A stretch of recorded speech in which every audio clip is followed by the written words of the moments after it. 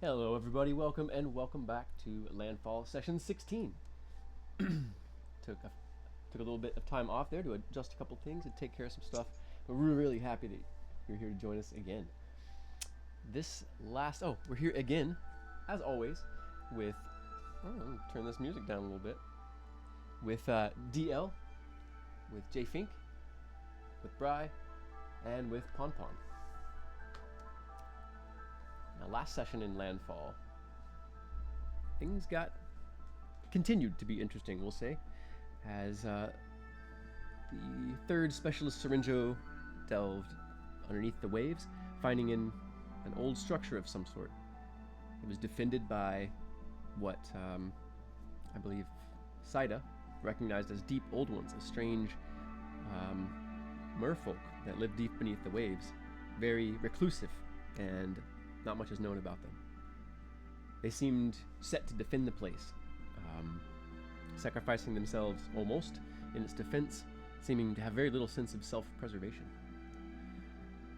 Once you had dispatched the great bulk of them, in a fight with what seemed to be some sort of priestess or shamaness of their group,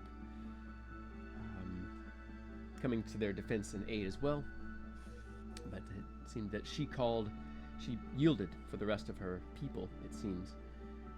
Activating some of her own magic, she communicated with you somewhat, indicating that they were indicating something of their purpose here, and hinting at the shapes of the greater history of the world, and perhaps the future as well.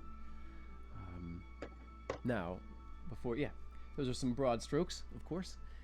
So we'll take a minute and let everybody kind of sound off. Of course, Pon Pon, you weren't here last session, so when we get to you, you'll just be able to ask whatever questions you need to further sort of solidify. So we'll probably go with you last, if that's cool. Sounds great. Okay. How do we sound? Is anybody checking us being able to... do we sound all right? Is there any balance of audio? Do I sound all right? Is the music too loud, too soft? Can you hear all the other players? Has anybody detected any issues so far? I'm gonna say some stuff here. I'm testing it real quick. Okay, cool. We can just take a moment. If anyone, hopefully, one of us, all of us, perhaps, are listening in to the stream as well, trying to keep the echo out of y'all's ears. But so, in the interest of finding out what you all remember and sort of getting ourselves oriented again, so we can continue, let's step forward to. How about Joe? You feel like telling us what you recall from last session, or sharing any notes that you have? Sure. All right, cool. Our team here entered into the tunnels. We're leading off into these cave systems, hesitantly at first.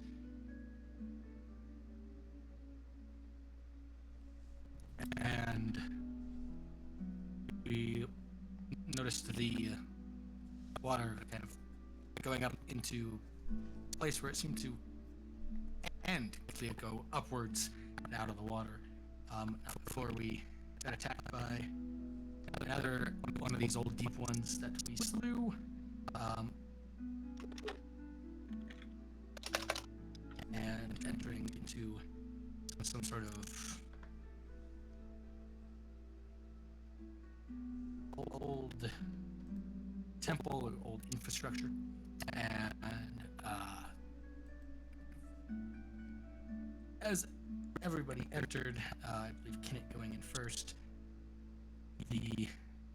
more of these old ones came in, and we entered more combat as we tried to communicate and say, just here to investigate, whatever. It didn't seem equitable to that, so sent out a fireball and apparently roasted all of those ones.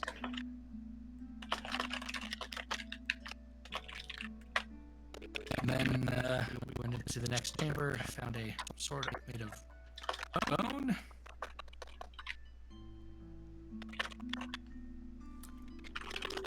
And from there, kind of listening in, looking around, we heard a bit of a ritual something or another occurring, and then it stopped, and we got a flood of these creatures coming in. Who decided to continue to try and attack us after we killed the majority of them. They backed off, and we found ourselves in discussion with one of these old one casters. Mm-hmm. Yeah. Yeah. Anything particular that you recall about that discussion, or questions that you had about it? Things that you were interested, you needed me to clarify for you.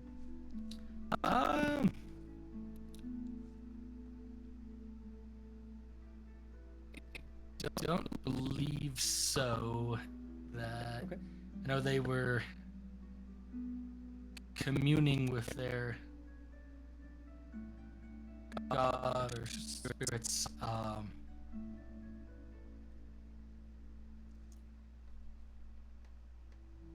No, we didn't really get to ask any questions at that time, so I know we were Right. We'll kind of step into that in entering the session. within the questions. Awesome. Okay, yeah. If anything else pops up, you can just throw it out there once we kind of come back around. How about you, Big Bri? Anything that you wanted to share? Anything you recalled from last session? Details or anything you thought was important? No, nothing really new. I mean, I was just remarking when we came back on the amount of bodies we left behind. But yeah, I think it's about time that these merfolk or underwater creatures decided to speak with us instead of just getting murdered. And I'm very excited about the bone sword that Crenshaw found. So having an extra crit range is pretty awesome. Indeed. Seems a well-carved, non-magical sword, but it seems the scabbard that imparts this. Also wanted to touch briefly upon Zim. You're certain that this scabbard requires a little bit more study. There's some more to it that you're not quite haven't quite figured out yet.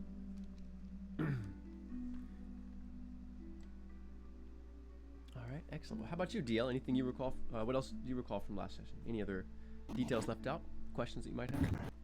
I recall being outside and having a tactical advantage in our position, and then going inside and losing that tactical advantage. But that fireball, hero style, cleared one room for us, and we were able to make it through the next part of the fight. I feel like if that hadn't happened, we might have been in for much more of a rodeo. But yeah, so getting a nice clear on that circular room, and just to be clear, we're not like in the basement, or are we in the basement of the temple, or we landed with our diving bell on top of this structure? Yeah. I assume that where we're at now, where the priestess is, represents the main part of that structure, right? Let's see here. Or is this like a sub-level? Is it a basement? So being underground, it might be rather difficult for you to tell, but you. Let's see here. Yeah, you don't think. Yeah, it doesn't. The surface of judging on where the surface of the ocean was in relation to the surface of the water you came up in through the cave, you're certain that those aren't at the same level. So there's a kind of a large, I guess, gray area in there. So you could make once we get started, you can make some. Right now, actually, you can make a nature or survival check to see what you might be able to suss out. All of you can actually make that check as well. See what you can determine. Nature, or what was the other? Survival. 7 survival for Kenneth. Not fantastic. Not his best. Maybe not his worst, though. it could only get worse by one. You rolled a 2. Yeah. I don't know that he's rolled a 6 survival check, but he's definitely rolled his ones before. Wow, look at that with Crenshaw coming in strong with that. Okay. So, very brief sort of discussion, perhaps as you all were coming in, reveals that, yeah, you don't think you're even, you think you're in some sub level.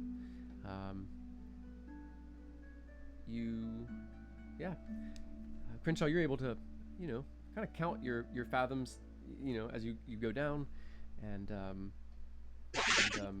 as you move back into the place, you're certain that you haven't climbed back up to the same level of the original building itself. So you think there's another floor above you, whatever's up there, whether it's full of sand or collapsed, or you're not sure.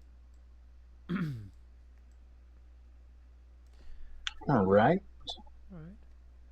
Excellent. All right, so Pon, what other questions might you have to get yourself oriented? I was curious. Are we still underwater, connected to a line in the temple? No, you've taken your helmets off just outside the doors. If you look down on the bottom right of the map, I think I can actually adjust for the the entrance you all came in. Let's see here. Yeah, that's good. Okay. Awesome. And so, did we leave our equipment there? You're still wearing your armor. Your most of your suit. You didn't take time to take it off, but it's pretty quick to take the helmet off, which has the airline connected to it. Mm-hmm. So, yeah, you're able to, take it off and drop it behind you. But you still have the rest of the sort of diving suit on, which each one is, built for different specialties. So yours is armored in the with the degree of protection that you're used to and trained for. I think then, other than that, I have 11 hit points, not 1, so that's good. And now we're not in combat, so just sort of catching up with where we're at here. Yeah, you all come in from the bottom right, fought your way in. Of course, Saida took a couple of hits coming in. Didn't start out at full health, just from the last fight and the sea serpents before that. And yeah, fought your way to here. Got surrounded almost briefly. Got really dicey there, but your allies came in, took out a few more key deep old ones, and the priestess yielded, basically submitted.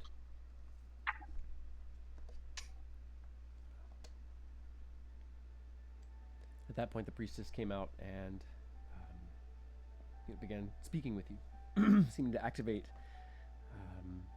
some sort of magic.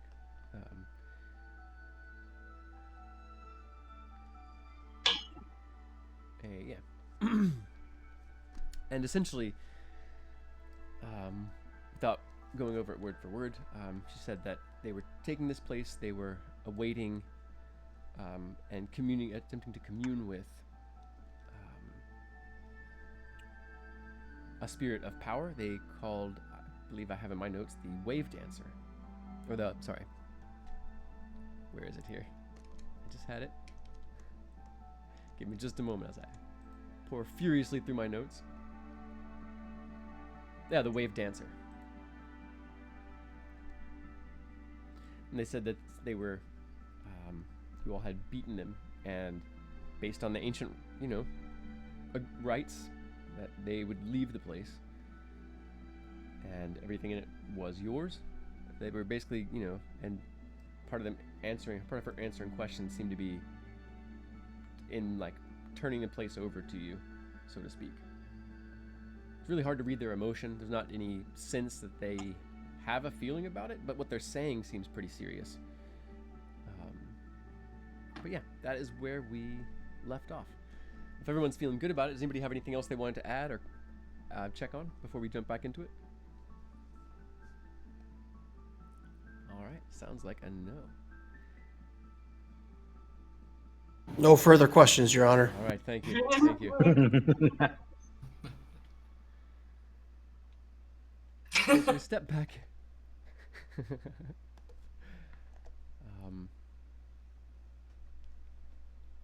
So as we come back around to the moment, your time slowly resumes its normal flow for your characters.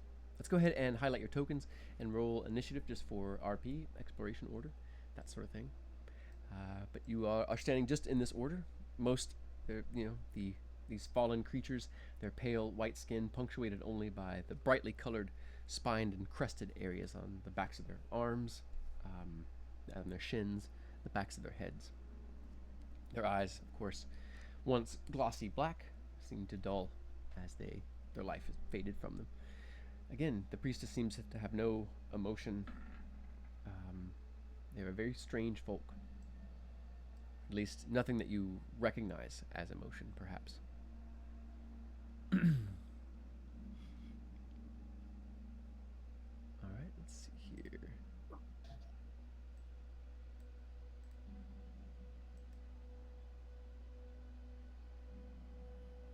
Oh, I guess I missed you. Sorry. Initiative for Crenshaw, please.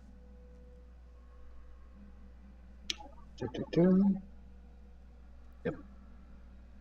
Apologies, I was getting something set on my end. No worries. No worries.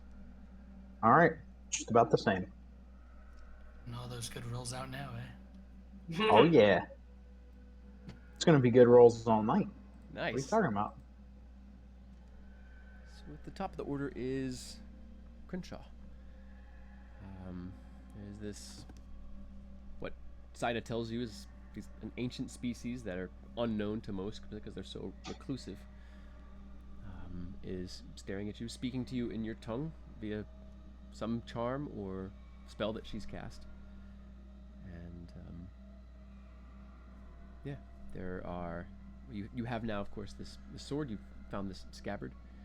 She's steps back, not away from you in fear, but as if to give you access to the space. She kind of steps back and almost kind of steps out of the way, where she can still see you and speak to you. She's not hiding her hands. She's not doing anything furtive. But it almost looks like an invitation to move further in. So what does Crenshaw do or suggest? What does he think of all this?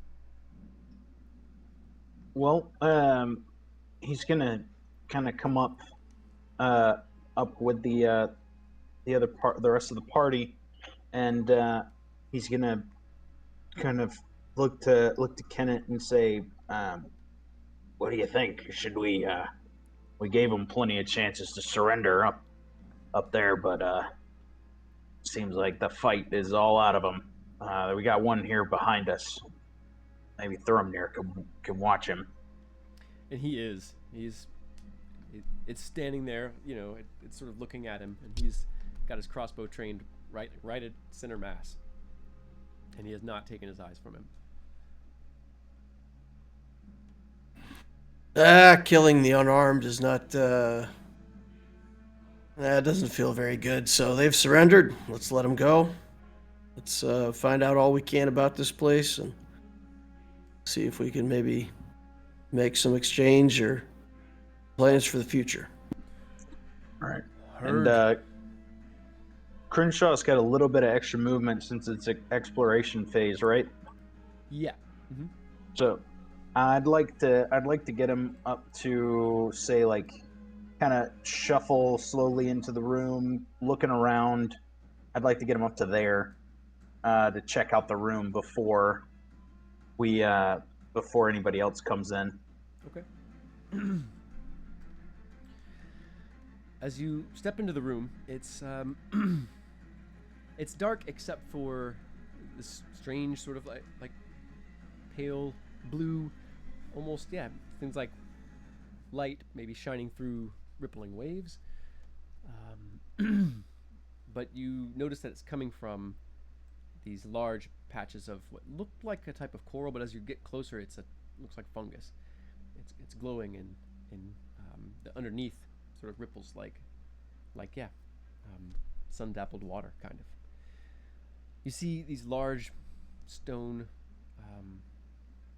slabs that act as tables. They don't seem to be sarcophaguses. There's no lid to remove.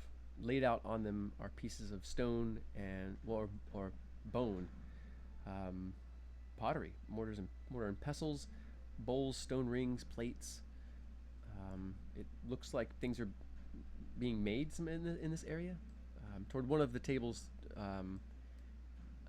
ahead. Let me adjust what they can see on the map here as you move ahead. Oh, if I pull out too much, it'll distort what everybody sees on the stream, so can't zoom in too much. But this table here, you can see the remains of, you think it's food. There's small knives, these strange bone skewers that are decorated, and as you can smell what smells like something appetizing. It smells like cooked maybe clams and like kelp, maybe seaweed, some sort of spicing. Yeah, it looks like they were just making camp kind of gear. You can see laid up against the wall long pieces of bone, what looks to be bone from it's a huge bottom feeding fish. The gnomes call them sand suckers. They're huge. They're like maybe the size of a humpback whale. They look a little bit more like catfish, but they have scales. And their mouths are toothed like morays, but they don't eat. They're dangerous, but they don't eat meat necessarily. Okay. Do I see any more of the underwater creatures in this room other than the one that's speaking to us? You don't. Okay. You also so the chamber, ahead of you further, it's dark in places, and you can see, like I said, this blue like ripples and of light across the floor and walls from the fungus.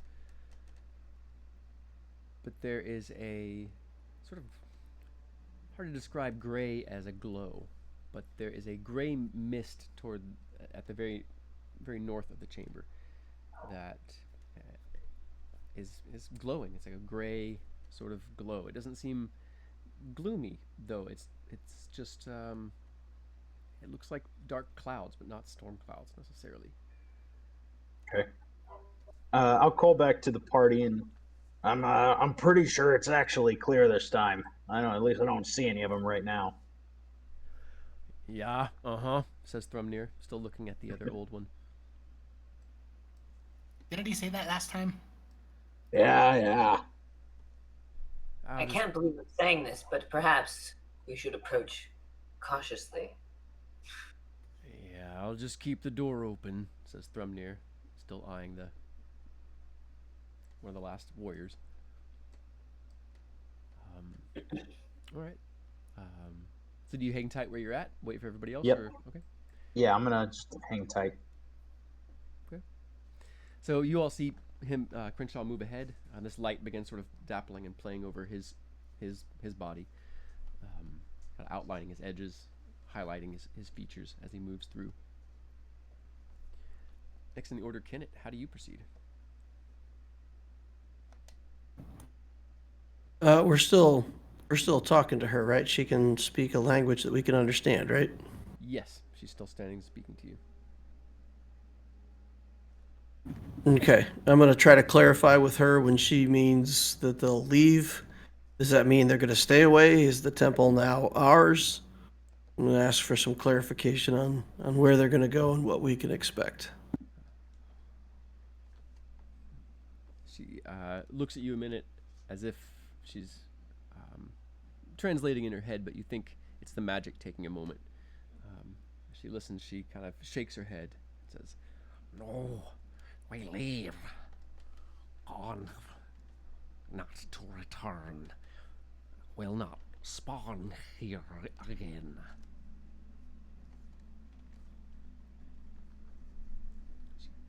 Returns to silence, those large, flat, glossy black eyes staring at you passively.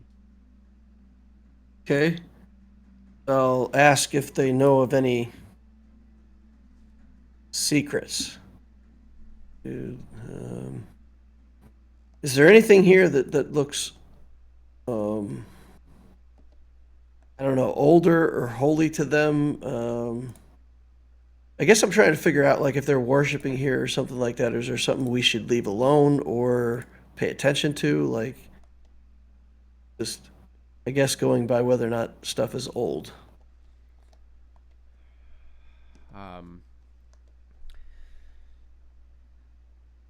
Those strange thin eyelids blink really quickly in rapid succession. You can make a nature or survival check. Any of you who are viewing her, Crenshaw, you're out of the room, so you're probably not. Well, she's right there, so you can see her. Hey, I improved to an 8 this time. 12. All right. That's a 5 for Zim. I'll just throw another 21 in there. No problem. You get the feeling Dang, man. that the priestess is hesitating for a moment, just resisting, doesn't want to share. But her mouth, after a moment, does open.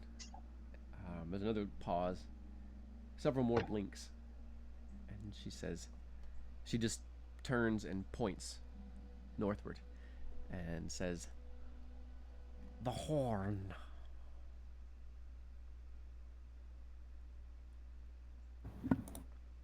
Okay. Come, I will show you. All right. I'll indicate for the rest of the group to follow so that we don't get split up and go that way. Okay. She waits for you to like maybe move next to her or whatever, or maybe just behind her. She doesn't seem to want to precede you. Seems like a respect thing, as she's given the place over to you all. Saida, Zim, how do you all? You're free to move on. Do you go ahead and move along with them, or do you hang back to do something else on your turn? I'll follow. I definitely want to follow, but Saida kind of zigzags as she does, and like maybe like pokes at this stuff over here, and I'd like to roll to see if it like falls over. Just like pokes it with her spear. She's just kind of. The coral here. No, the like the vase, like the pottery and stuff on the tables. Oh, okay. It seems pretty well. I mean, well made. It's carved out of single pieces of bone. It seems like you do recognize as you're because you can hear the sound that it makes, like sort of a clack noise as your spear tip hits the bone, and something that's a little bit more stone sounding, but it's got a porous sort of raspy quality that you think is actually coral, and that's specifically like one of the mortar and pestles that's being made. The pestle itself seems to be tipped in coral to give it a sort of sandpapery kind of ability to grind down herbs or something heavier maybe.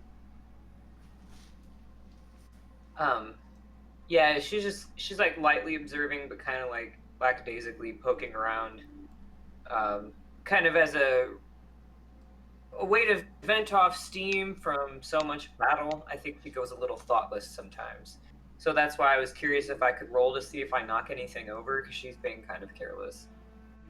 I mean, unless you're trying not to, you're just tapping stuff and whatever. Yeah, you probably do knock things over, but you can definitely roll. Sounds like a 50-50 chance if you just want to roll a d6. 1 to 3 says you knock some things over, but you can just feel free to narrate and tell me what you do. So 1 to 3, I do. Yeah, if you want to roll for it, for sure. Okay, I do. I do this just for fun. Yeah, see whether she. Are you trying to see whether she keeps her cool? Yeah.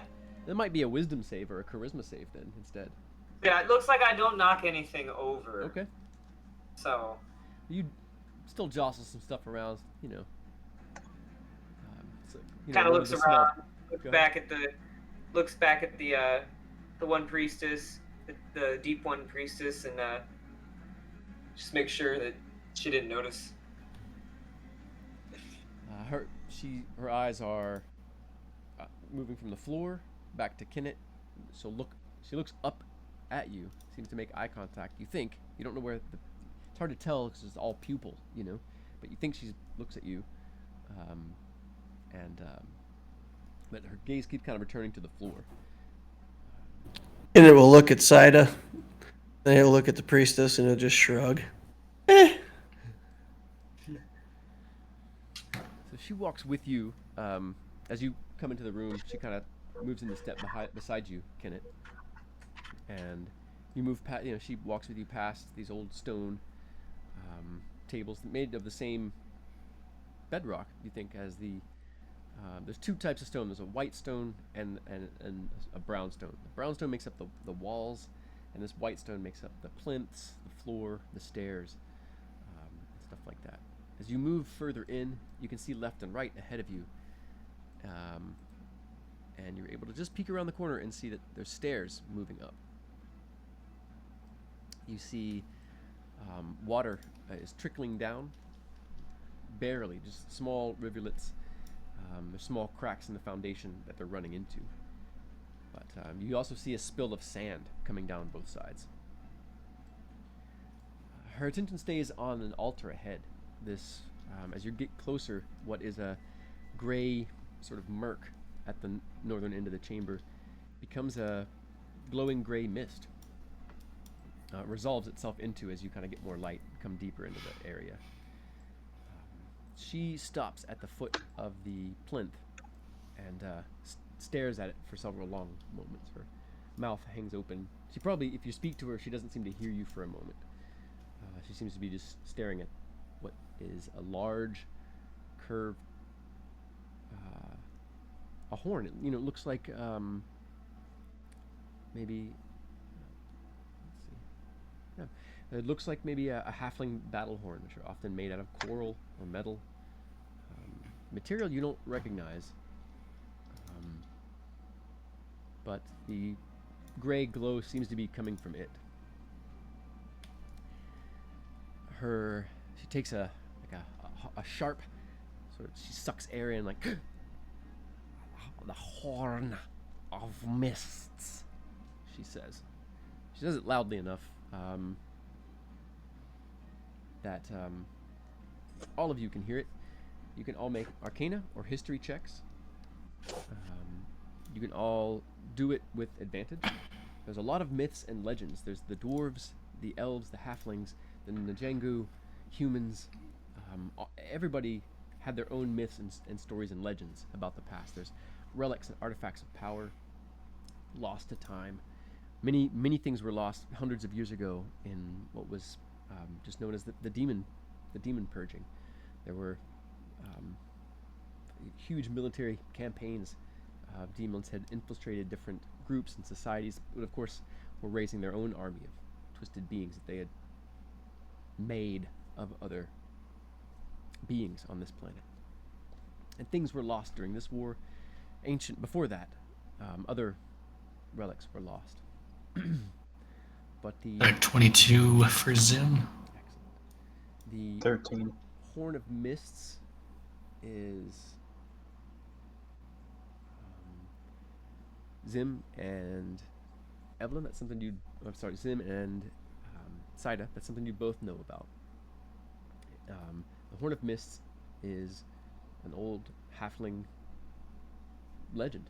It's said that some of the great families hundreds of years ago, before the rains began, during the demon purges, said that the halflings had found. You're not sure. You aren't sure what the truth is, but it's said that they were given by their ancestors. They came back. They managed to contact their ancestors, and they were given this great battle horn called the Horn of Mists. Now, They are brave and bold, and they're adventuresome. They have a culture, as Zim's people have a culture of proving. They have their own cycle of sort of myths, and each generation is trying to place themselves in that, or to repeat properly the legends of their mythic forebears. The people that came before them. But they are very, very cunning. They're smaller than most. So while they have a strict, they do have an honor of battle, and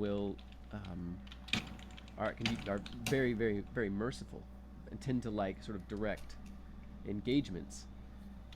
The direct engagement is sort of the climax of a war campaign as far as they're concerned. They engage pretty heavily in guerrilla warfare tactics, and in fact the effort is using a lot of their sort of slightly less honorable than the humans might agree with battle tactics to adapt their own styles to dealing with all of the challenges and enemies on the Firma.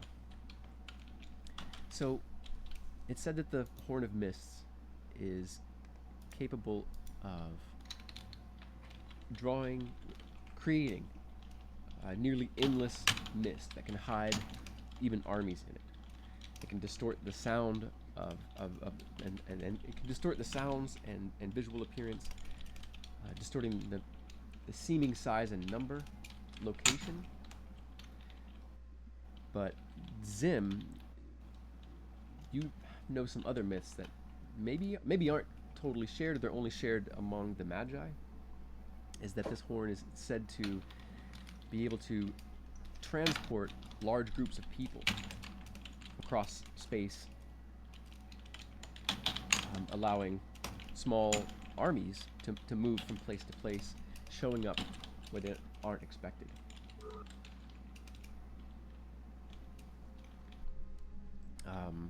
So yeah, Kenneth, as you move up, perhaps Zim is behind you as you all.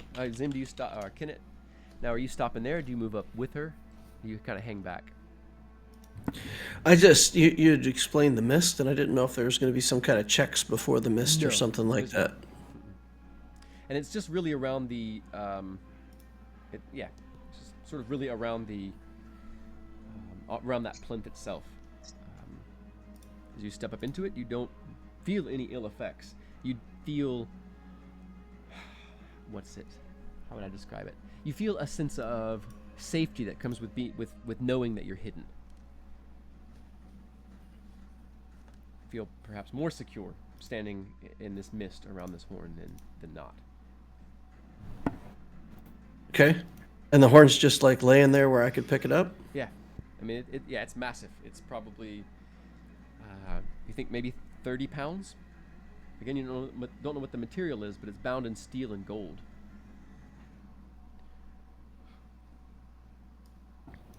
Okay. Kenneth doesn't feel like, pack mule-ish. He's probably not the right guy to carry this. Gotcha. But, I'm going to look for traps. I'm going to see if there's something that, like, when I pick it up is going to make things worse. Okay. You can make that investigation check then.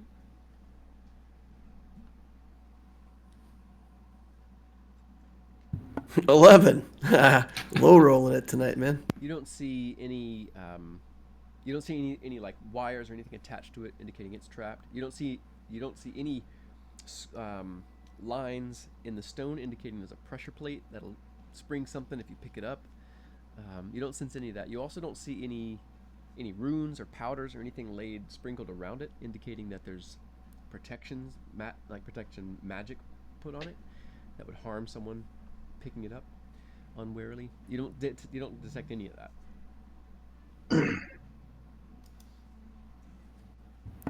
Sounds good. I'll tell Saida that she can come get it whenever she wants it. Doesn't seem to be trapped. All right. Anything else for Kenneth this round?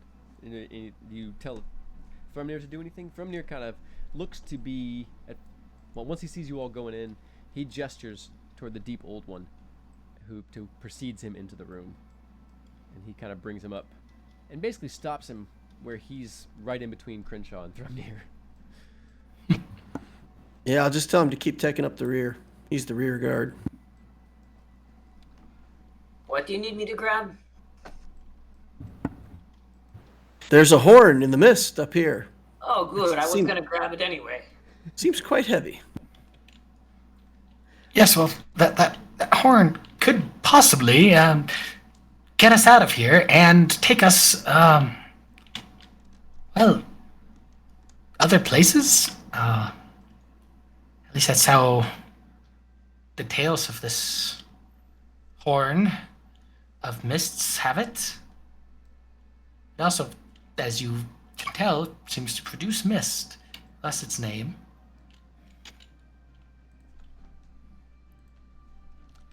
I'll look to the deep one and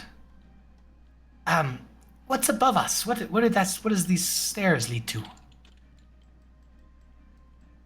Water and sand. Great slabs of stone. We know not what else. We feared flooding of this temple. Indeed, yes, very wise. Probably not ideal for us to go up there either, so... You are powerful and have great magics. You may find something we did not. She, her head sort of lolls back and forth, and you get the sense it's sort of like a shrug, maybe? Gotta look at Kenneth.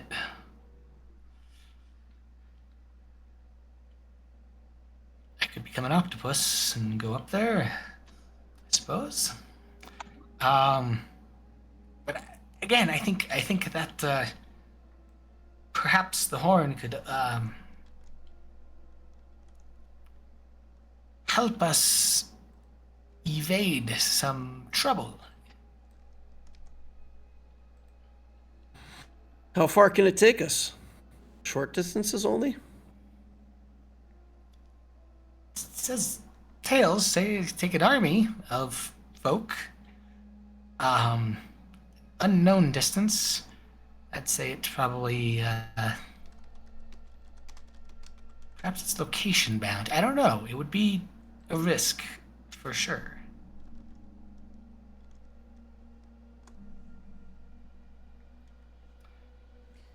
Can I make any checks if this is the magical emanation that we're probably looking for? Yeah, absolutely. Or would I just know seems it? very likely. Yeah. An item that you weren't even sure existed. They know by the same name.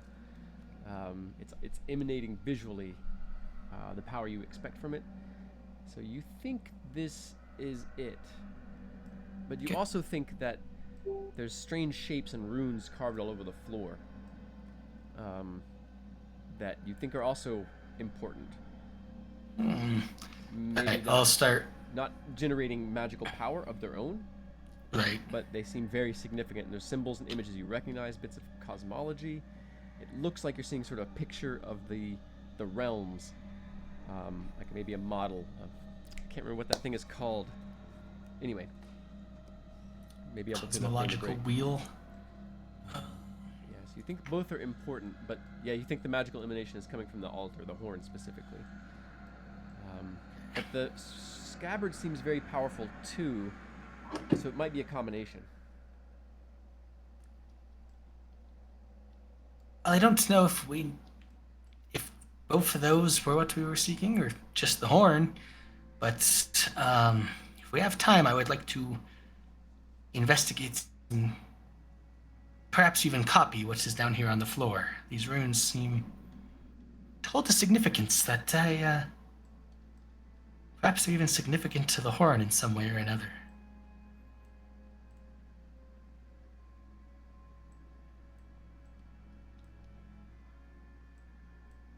Don't worry about us. We're just fine here, says Thrumnir, still staring at the deep old one. He cocks an eye to Kenneth. Just keeping an ear and eye cocked to listen for orders, you know. I know Thrumnir, you had to leave the ale on the ship. Good thing Uh, Saida and Yeah. Crenshaw would drink it all.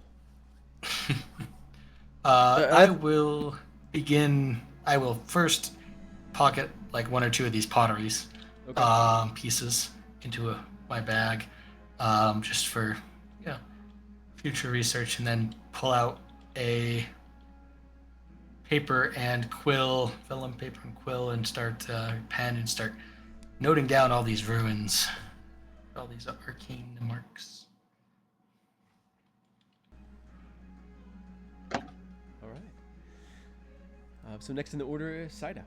And if any, obviously, you all can speak and react to each other and things like that. I just want to remind you all.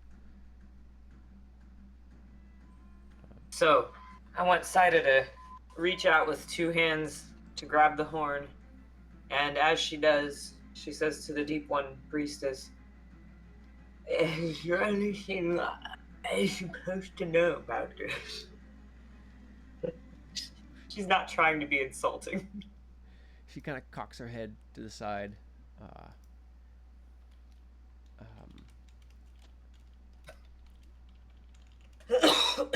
but she doesn't respond. She seems to be waiting. There's like maybe 10, 12 seconds passed. She seems to maybe wait for you to say something else. And says,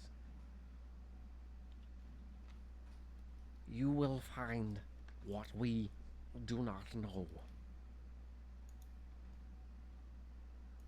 We found this place drawn by it, but have not been able to use what we found here."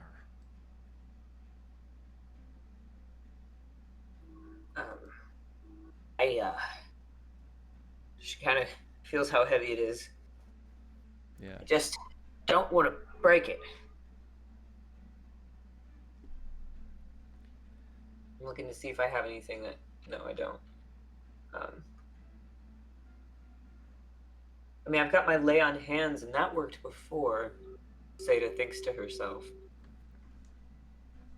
Can I try lay on hands with my one remaining point on it to see if anything happens? Sure. Absolutely. As you sort of open that conduit within yourself, and you reach forward to touch it, allowing that divine radiance to flow through and out your hand.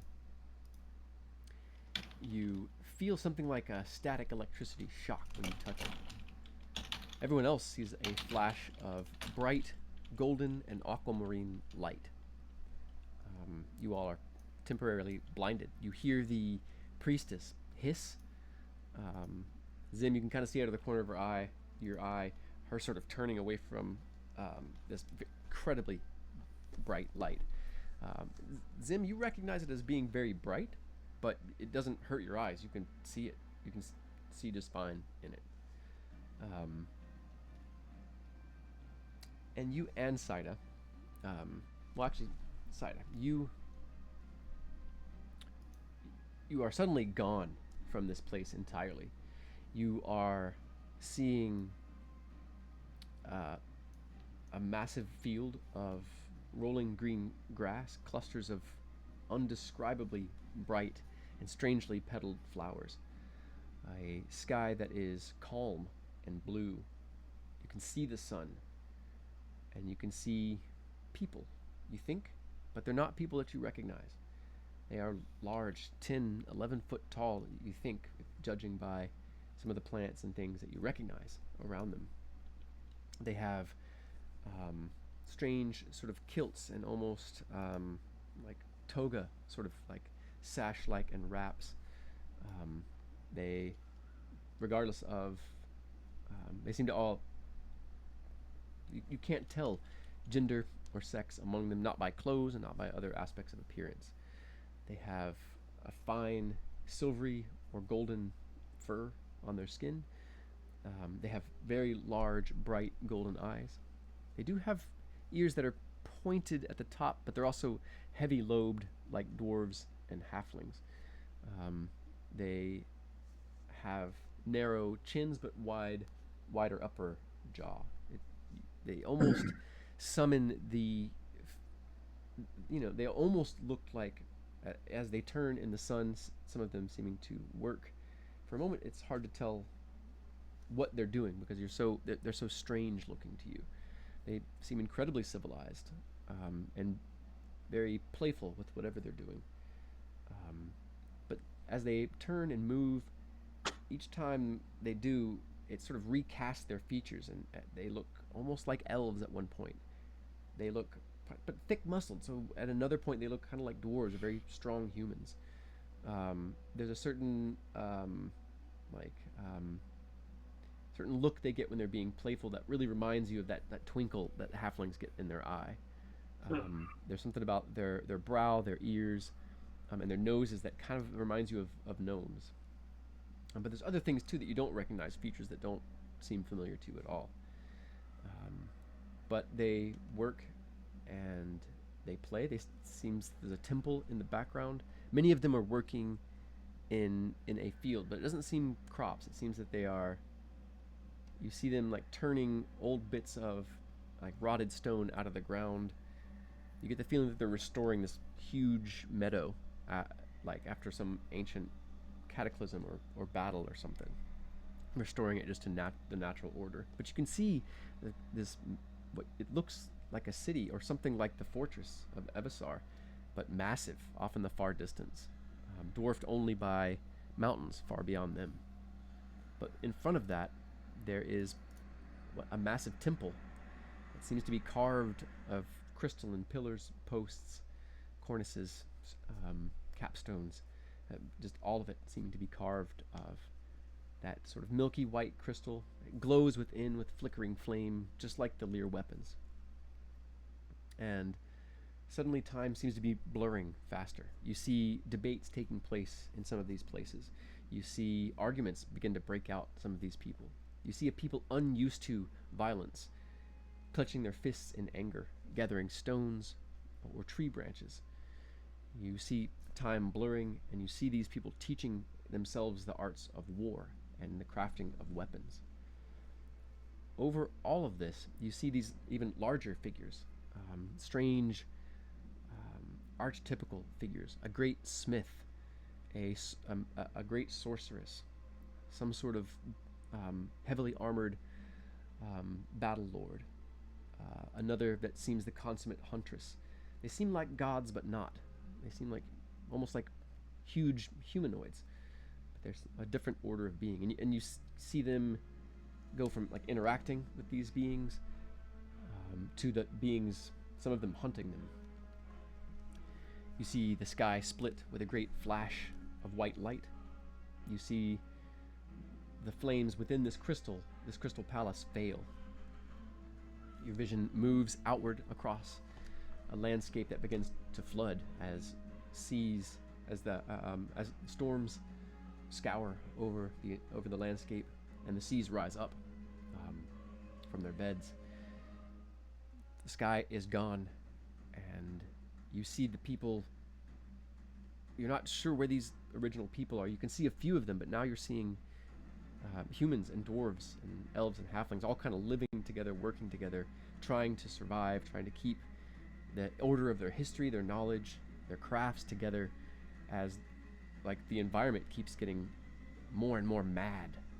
You see these people, like live through what seems like thousands of years of cataclysm. Each year or 100 years, a new upheaval. And all through it, you see dotted here and there the slug white faces of the Manai and the proud snarling maws of the Lear. You see them fighting each other. You see the Lear working with the humans and elves and halflings. Something happens and they're dispersed. You see a veil of time sort of drawn over everything, and everyone seeming to forget. But that cataclysm continues, moving sort of deeper and deeper into the bones of the earth, and into the sort of nether places of the very air itself. You see this point. You see the people coming back together in ignorance. You see a great light going out over the land as a clan of dwarves land on the Firma. You see a greater flash as you and Zim touch a pillar on the Firma. And you can see events begin to swirl. You can see some of these great, massive beings, these archetypical beings. You see some of these sleeping, almost Yeti-like figures, these furred creatures, this first species that you saw. You see some of them waking from long rests. You see the people, fighting with the Lear and the Nye, but you also see past that into the future. You see that upheavals, that cataclysmic energy still working its way through the very space and bones of the Earth. You see in the future the Earth beginning to crack apart. Strange, wavering, undulant mists of purple flame rising up from within. And you see a group of people, and their faces are vague. They seem to shift back and forth. Sometimes one of them is a Lear, sometimes it's an elf, sometimes it's a dwarf, sometimes it's a human. And you start seeing flickering visions, different versions of these people. And they start to look kind of like archetypes themselves, but not these great, powerful spirits. But whoever they are, they move out across the land, and they continue to touch these places that send this pulse out across the world, that keep drawing people sort of like them to it. You can see in several universes or timelines, many of these people die. Sometimes they all die. In some of them, many, like other people, will sort of pick up that goal, that effort, and begin like moving out into the world. In some worlds, they seem to know what they're doing. In other worlds, they seem to be stumbling through it. But in any case, what your takeaway is this is a possibility for this world. You're certain that this world is going to fall apart, and the only thing that's going to stop it is the right people coming together and moving out and touching these other places. And you almost can see them like a needle with a strange silvery purple thread behind them, almost like stitching pieces of the land together. Some things will be lost, but something new might be formed. And you know that perhaps for this world, for the story of this world, the only thing that really matters is that possibility be maintained. That somebody will be able to step into that place and do that thing. Zim, you can only feel a powerful wave come out from this horn as Saida touches it, and you get just maybe one image in 100 of what she sees, and they're very very dim and vague at the same time, and maybe out of order, perhaps. Yep. So Saida, how do you respond to this? Or perhaps, actually, this might be. Well, let's see here. Yeah. How does Saida respond to this? What are her thoughts on this? I think she is obviously incredibly shocked, but at the same time, given what happened at the pillar all them days ago, I think she succumbs to the fact that she best pay attention, if nothing else. In a weird way, she's kind of simple-minded because of the life that she's led. So I think at the same time, she was like, man, I can't just pick up a freaking item and move on with my life. No, we have to we have to have an entire experience. So I think that's her way of dealing with it, is by acting like it ain't no big deal. So she's pretty cool about it, pretty stoned, but yeah, on the inside, it's a big deal. She's trying to pay attention, so she knows that she's going to have to recite what she's seen too, as best Right. as she can. Right. Okay. Since you keep it, you don't drop it. Information is immediately conveyed that you would need to attune to this thing, and you'd get more information.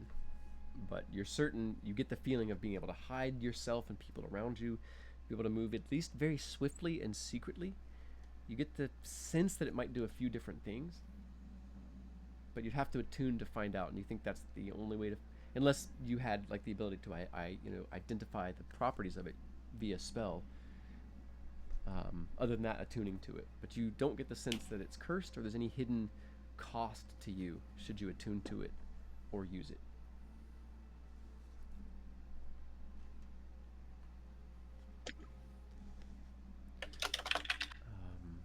All right, but that. So maybe we pause here and take a short break. We can all step away and let our wheels turn and see what you all think of this. We'll spend a few minutes before we jump back in, or no, maybe we'll do it in character. You all discussing it. So we'll probably jump back in and go just a round of each person gets to kind of lead the role play, lead the talk, and see what you all can figure out. How's that sound? Sounds good to me. Sounds good. Okay. Well, awesome. Everybody, thanks for joining us. We'll be back here in about 10 minutes. Maybe a little bit earlier. Some of us have no sense of time. So I usually go at about 5 minutes. So we'll see y'all here soon. And we'll find out what the party does with the Horn of Mists. Stay tuned, y'all. Thank you.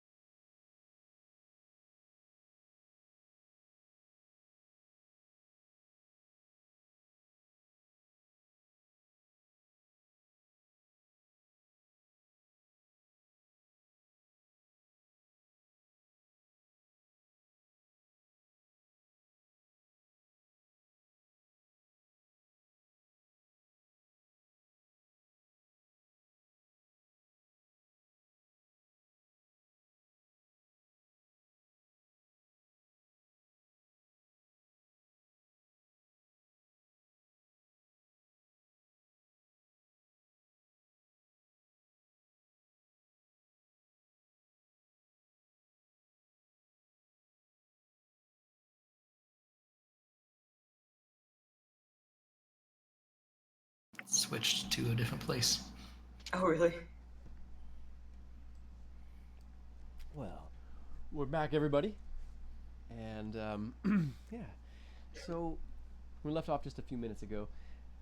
Saida had just had an intense and very interesting vision. Zim got pieces of that. Saida, you definitely, as I mentioned, if you attune to the horn, or if Zim can identify it, or if one of you can identify it, then you'll be able to get more information about what it can do. Well, a certainty, you'll know what it can do, instead of being able to sort of guess by context clues and legend. But stepping back around to the top of the order, if I'm curious what Crenshaw. So stepping over to Crenshaw,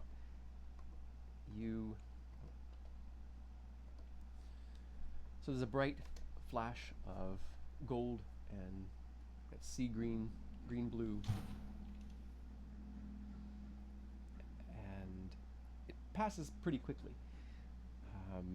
The deep old one is sort of staring back as she's turned away. There's, for a brief moment, Saida sort of kind of arches her back a little bit, and her head kind of swings downward toward the horn that she's kind of holding in both hands.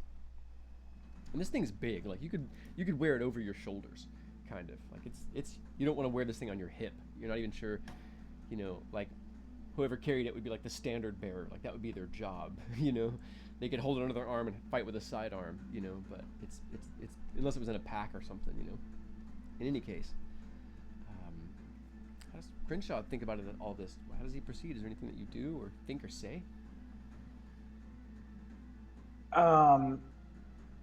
Well, I think Crenshaw is not very magically inclined, and his first major concern is going to be the standing sentry. He doesn't really know what's going on up there. He's kind of confused, and he'd maybe yell out like, "Is everything going all right up there? Like, what the heck was that?" Yeah. Well, during this round, I also want to point out that we can step back from our characters a little bit and talk about what you all think of what you've learned, what ideas that you might have about how to use these or anything. Like we can step out of character a little bit. A little bit of metagaming is healthy. I think it's important. It kind of gets the story in a good place quicker, and it kind of cues you all to the types of role play and things you all can come up with together. So a little bit of metagaming is really important, I think. So you can also speak out of character, like I said. Yeah. Well, it's. I guess. So do we believe at this point that we've got what we came for? Like we could leave right now and go back to the boat with a successful mission? Yes, definitely. Mission successful for sure. If turning that in. Yeah. You're gonna get your pay. You're gonna get your downtime, and you're gonna get your new orders. Well, I mean, I guess then I think there's no hurry. We could take a short rest in here, let these creatures pack up and leave so that we don't have to have them present while we find any more secrets, because it's kind of creeping me out that she's staring at us while we're picking up the horn and whatnot, so they can go. And we can, explore here, and I can send my familiar up top to see what's up there, and we can just go back, take a short rest and either continue adventuring or go back. Okay. Might even be Octopus Zim and Kenneth's octopus traveling together. Mm-hmm. Since I think, Zim, you suggested that you might do that at some point. Yep. Yeah, I think. We just saw probably the past and possibly the future, or something like that. So there's a lot of information to unpack. I guess you said Saida vanished, but that was more like to her own perspective. Okay. Okay. Okay, that was my curiosity in question. That did not go on stream. Let me answer that again. She didn't disappear. The light made everything vanish for a moment, and from her perspective, she went totally away into that vision. Cool. Yeah, that was my question because I was uncertain. So at first, I was like, "Uh-oh, Saida just plain walked without us," which would be my curiosity. Can I learn anything from these glyphs on the ground? Yeah, you can try. As you mentioned, you wanted to start copying them. Yep. So yeah, you can go ahead and make. This would be either history or arcana. I can't justify nature because it's not just a sense of magic or attunement. This is intellectual stuff, you know. Come on, Arcana. All right, 17. Not bad. Not bad. So the first thing that you're certain of,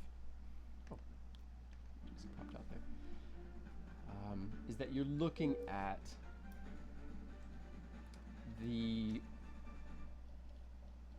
one of the circles is the Firma.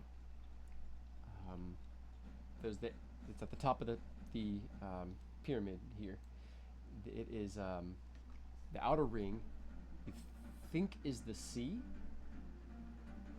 There's the sun and the moon, and it's showing connection to these other realms that are known by various names. There's a realm of light, a place known as the mirror realm.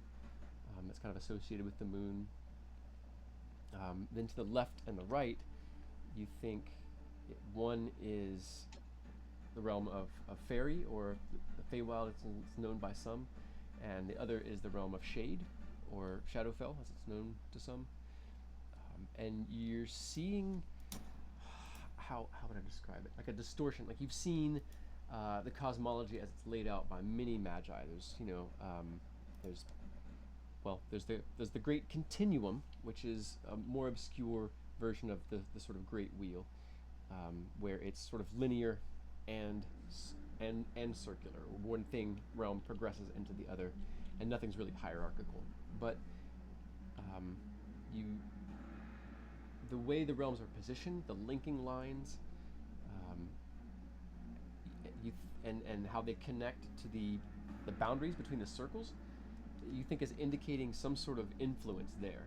Like there's a boundary between what you think is the sea and the earth, and that looks like that boundary looks like it's connected or influenced by the energies of fairy or the Feywild. And so you're seeing a strange interaction. So if this one here, let me actually pop us back over to the map on stream.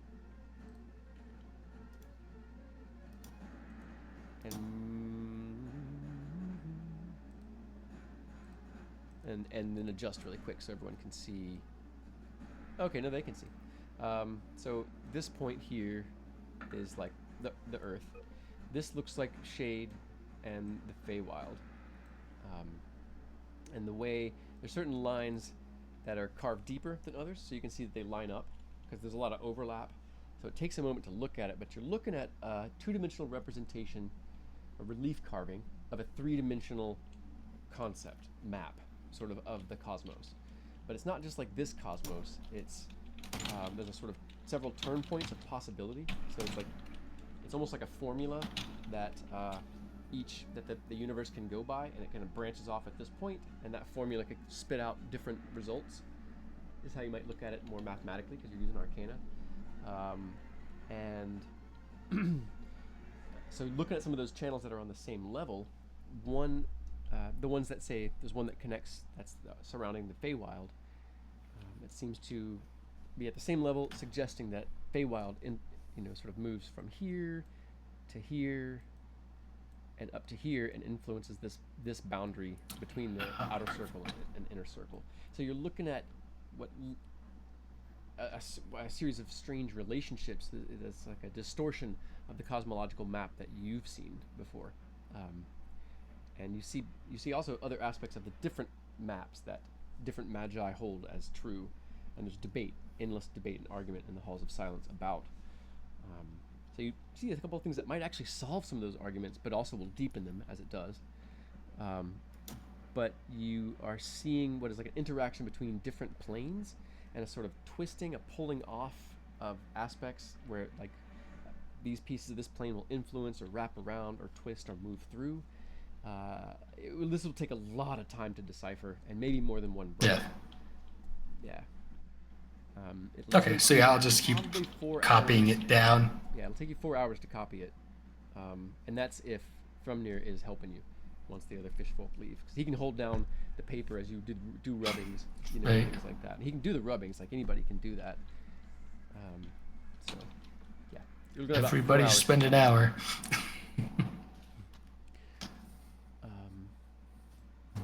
Okay, so during that 4 hours, I'm assuming you copy these. You stated that you wanted to move off as an octopus and explore. I can do that, or Octopus can do that well? Yeah, I'll Because cover I know that part. you can look through. You're familiar as well, so. Okay, let's step over to Kenneth. So Kenneth, as your company magi, sits down and begins laying pieces of wax paper and grease pens on the floor and doing rubbing of these carvings. How do you proceed? You bring your you summon your octopus, bring it up to where you're at, and Technical detail, can we take a short rest and get some hit dice back? yeah, absolutely. Mm-hmm. For sure. So everyone go ahead and roll those hit die, or you can click the button in your character sheet, or just roll those hit die and add that back, and check the once per short rest abilities on your character sheet. See what you get back. Either manual or auto. All right. And so remember, if you roll ones on any hit point gain, you re-roll that one.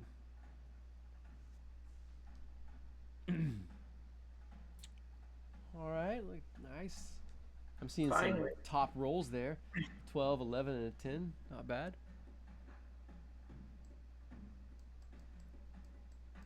Oh, Saida, goodness, 26 out of 34. You're the healthiest I've ever seen you. That's probably what Frumnir said.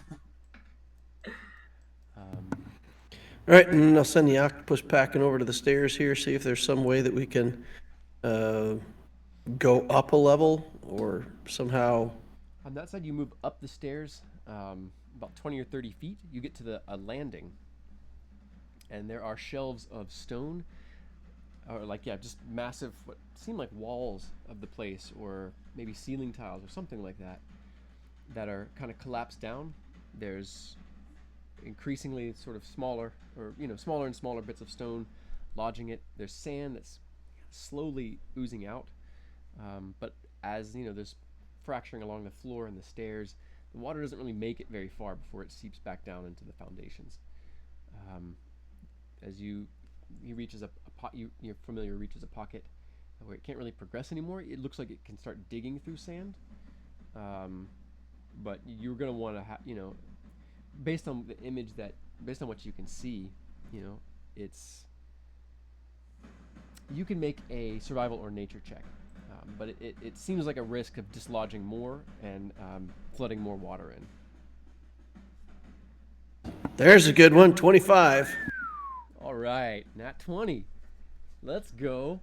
All right, so you're fairly certain, because the water is trickling around that sort of just patch of sand that's kind of bits are slowly oozing out and piling up in smaller drifts.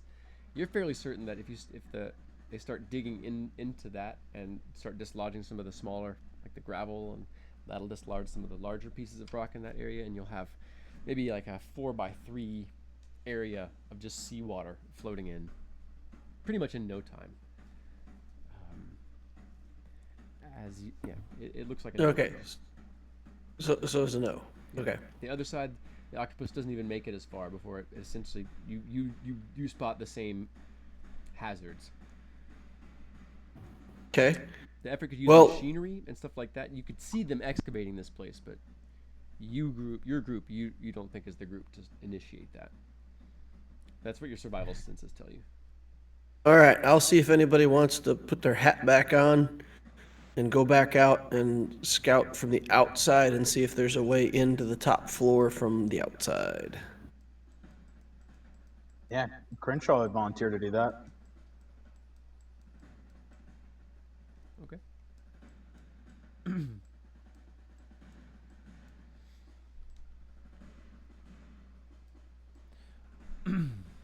Okay. Kenneth, is there anything else that you do over the next few hours? Yeah, no, I'm just gonna try to see if I can find a way in from the outside where we landed. Seems like the dangers of this area have been discovered. Mm-hmm. So, if we could come back outside from the cave and maybe there's a way in the top, or maybe it's just flooded with water and maybe there's nothing to see, but I don't want to leave it unexplored before we go back up. Okay. So as the two of you move back out, sort of going along the top of the structure, going along the outside, and perhaps you take Thrumnir volunteers to come with. Says he knows the stone better.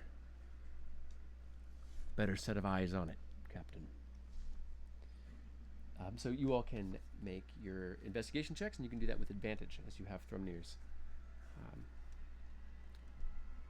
senses and abilities with you. All right. You can get a 20 on the Kennett. All right. Could not I? bad. Yeah, never mind. What's that? No, I like it. 18 for investigation for Crenshaw. All right. 12 for Sida. You all easily determine, now that you're not focused on a mysterious enemy and trying to swim and fight, move in these clunky water-sealed battle harnesses that they've made for you. Now that you can actually take your time, look at things, run your hands over the stone, you quickly determine that these inserts here, all along the side, the first three on both sides are doors. They are sealed. You see small holes in the center, just oval-shaped holes, but they're filled with gunk, ocean, like moss and fungus, and but looking in, you can see small bits of stone sort of jutting out, looking like very roughly shaped tumblers in a lock.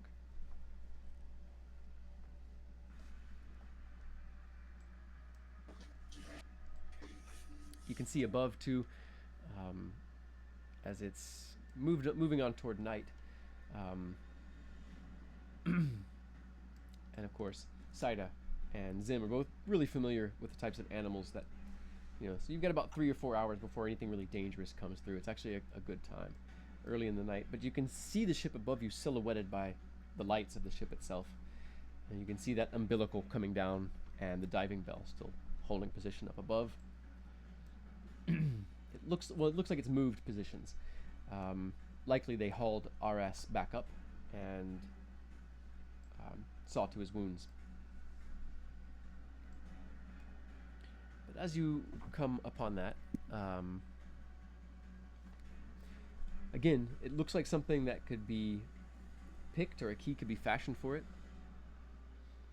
However, it is going to increase the chance of flooding the inside to open these without some sort of like coffer dam or something built around it to draw the water, to pump the water out and have a dry area to open it. Now there is that sort of equipment up on the ship above you. It wouldn't take too much to get yourself hauled back up, bring down some of the framework. You're looking at about 2 hours of work, and it's heavy work. So this is like along the lines of what they do when they come and mine materials from the seafloor. It's some of the hardest work, and you've all done it before because everybody starts out doing mining work and doing being going through as part of your basic training, part of your teamwork, and getting the survival protocols of the effort sort of hammered into you. So you've all done it before. You know how backbreaking it is. So that's something you could do if you all wanted to explore it this way now. I mean, on one hand, I kind of don't care if it floods because, I mean, who's going to use an undersea temple that's got nothing in it but an old drawing that we're copying anyway? So, The Magi to want some, everything, though. what's that? So the Magi want everything, though. But point taken. I'm just saying, from Kenneth's point of view, he's like, meh, open the door and see what's in here. The other option is just to walk away from it as is and relay the information. And if a team wants to come down here and dredge this out, they can do that later. And we'll tell them that here's the artifact, the place is cleared out, and just leave it at that. So, what does the group think? What choice sounds better to y'all?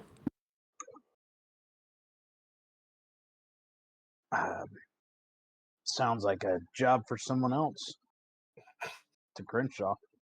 Aye, says Thrumnir. I have this big horn thing I gotta get up top. Yes, we can let specialists come and uncover the rest. Too old to be mining under the sea.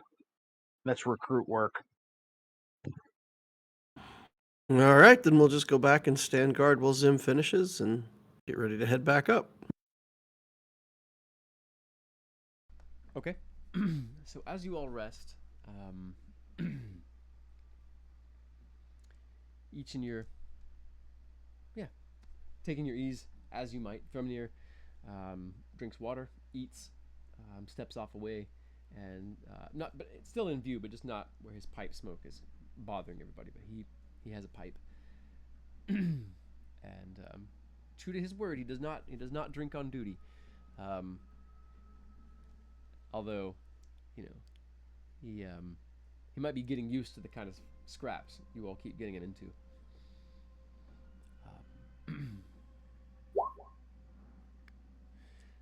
But as you all are sitting,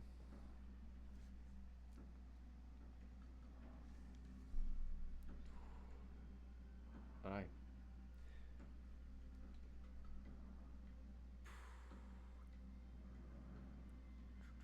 to think who this would be.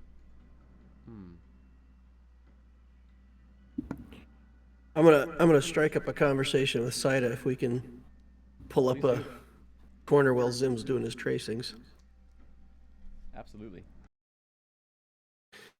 So I'm gonna talk to her a little bit more about the visions and the part where she said somebody has to go touch these things to keep everything tied together and keep it from coming apart. Is that correct? Is that really what you saw? I think quintessentially it was a lot. So, to the best of my comprehension, I think so.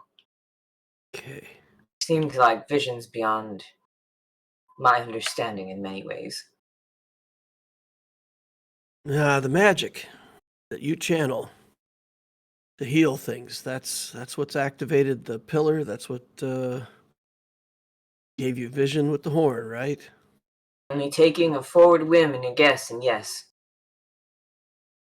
So, what if we're doing the wrong thing here, Saida? What's that even mean?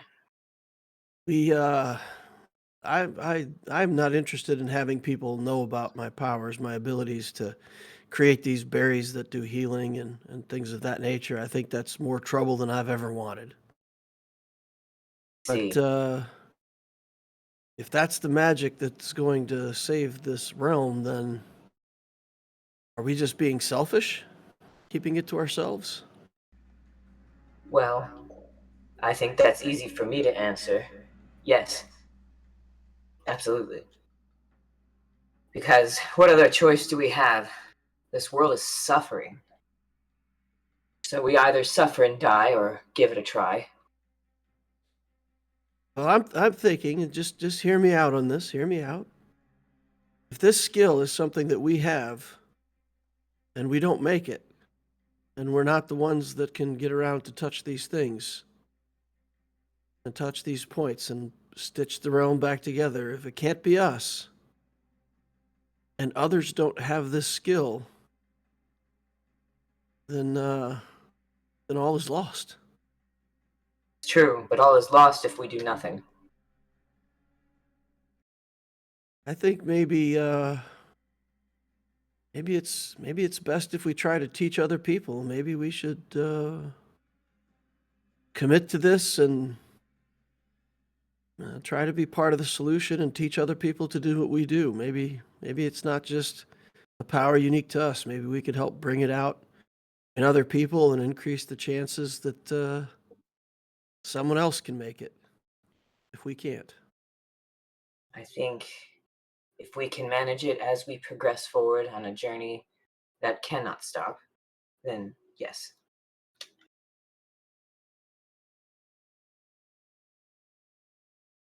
I don't know. I don't know if we can do it alone, though. I think it's too much to ask that we put all the faith in ourselves. Maybe maybe we do let the Magi in on our secret, and maybe it's best if I just try to help them. I think we build our own friends. I don't have much of a mind for strategy, but I don't trust the Magi. Definitely something to think about. I, And Kenneth, since he doesn't find any agreement from Saito, will just kind of go sulk off to a different corner.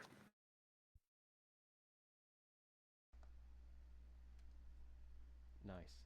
I'm curious what Zim thinks of having overheard maybe a bit of that, or did you all go someplace aside from everyone else? They were doing this while I'm still under the sea, Right, okay, gotcha. doing my stuff. We all came back to that room to stand guard over you while you're doing your etchings. We don't want anything to show up and surprise you. So Okay.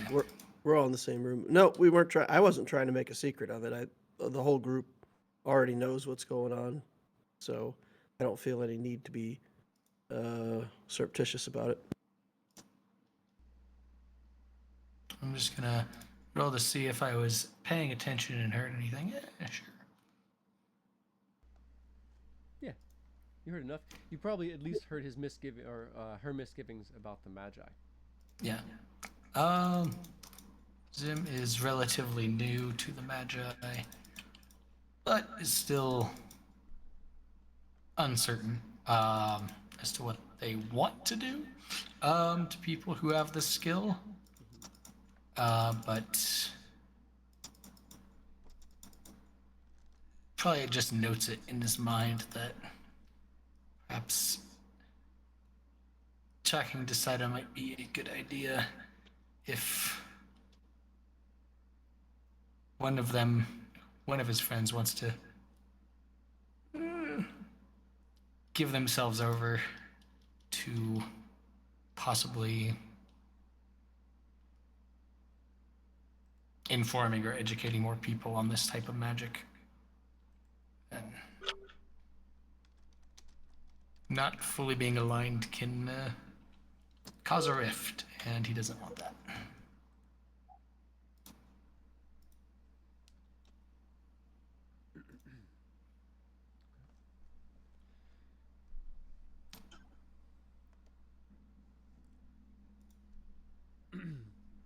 So as you all rest and watch over Zim as Zim works, and some of these thoughts tumbling around in your mind, thoughts about all of the hope that's been invested into the effort, all of the incredible things you all have seen, not the least of which was all of the different disparate folk of the sea coming together under united purpose, under something meaningful, welding vastly different mindsets, beliefs, abilities together, sciences, magics, into one thing.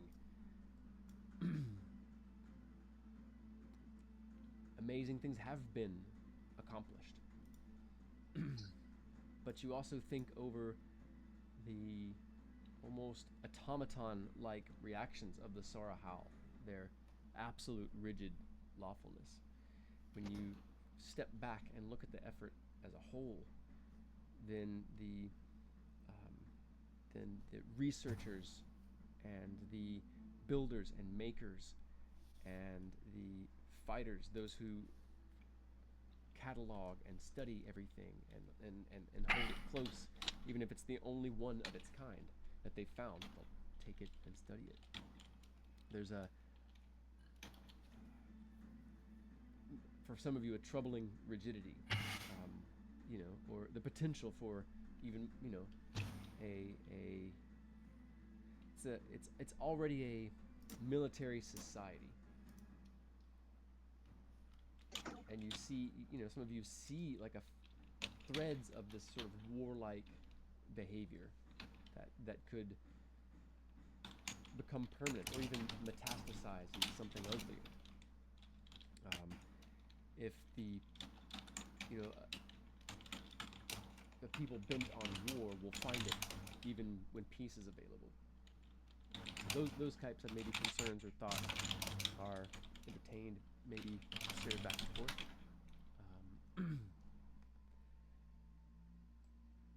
But I think of that soldier, that surgery, and how much pain and agony that person had to go through in trying to be healed. It doesn't have to be that way. There's a better way. So it's not necessarily that I'm drinking the Kool-Aid, but I don't know. Kennett's thinking there might be a way to help people. Awesome. So, let's see here. This only makes sense. So, Saida, as you're sitting, pondering over some of this, perhaps just resting, trying to meditate and reorder your memories of your very long life, you get the impression of someone coming into the room, and you hear, "Oh, hey, excuse me. You are the paladin we met. I have something I wanted to say. I hope I'm not bothering you right now. Anyway, this is Hydran. We met underneath in our, our gambling place." That's right, the dice. That's me. I wanted to tell you, it seems that they are not very happy, and with not knowing, there's sort of suspicions about you. It seems that the Mage Guard are coming for you. They have all their little ducks in a row, and they are quite ready, it seems, to use force to get you and I believe your Soranasa into custody, some probably very secretive room somewhere deep in the halls of silence. And don't think that you, we don't think that you like this very much, and we assume that you would like some sort of help with this. Anyway, Asher, then help me out. Shh, don't tell anyone. I am not supposed to tell. And give me this ability to speak to you right now. So, not to, how would you say? I'm not trying to flirt with you, but there's a lot of people that think you are really great, and they don't want anything like bad to happen to you. And so, you have some friends here, and we are sort of ready for whatever might happen. Now, I didn't know if you had some sort of plans or ideas, or if this is like totally new to you, but, hi, what do you think? She says out loud, Why do you want to help me? Well, I've heard some very interesting things, and it seems that if the rumors are quite accurate, then perhaps you have some very magical, very strange and rare magic that is quite important, and maybe people are looking for, and maybe some people don't understand, but is maybe part of whatever like needs to happen next.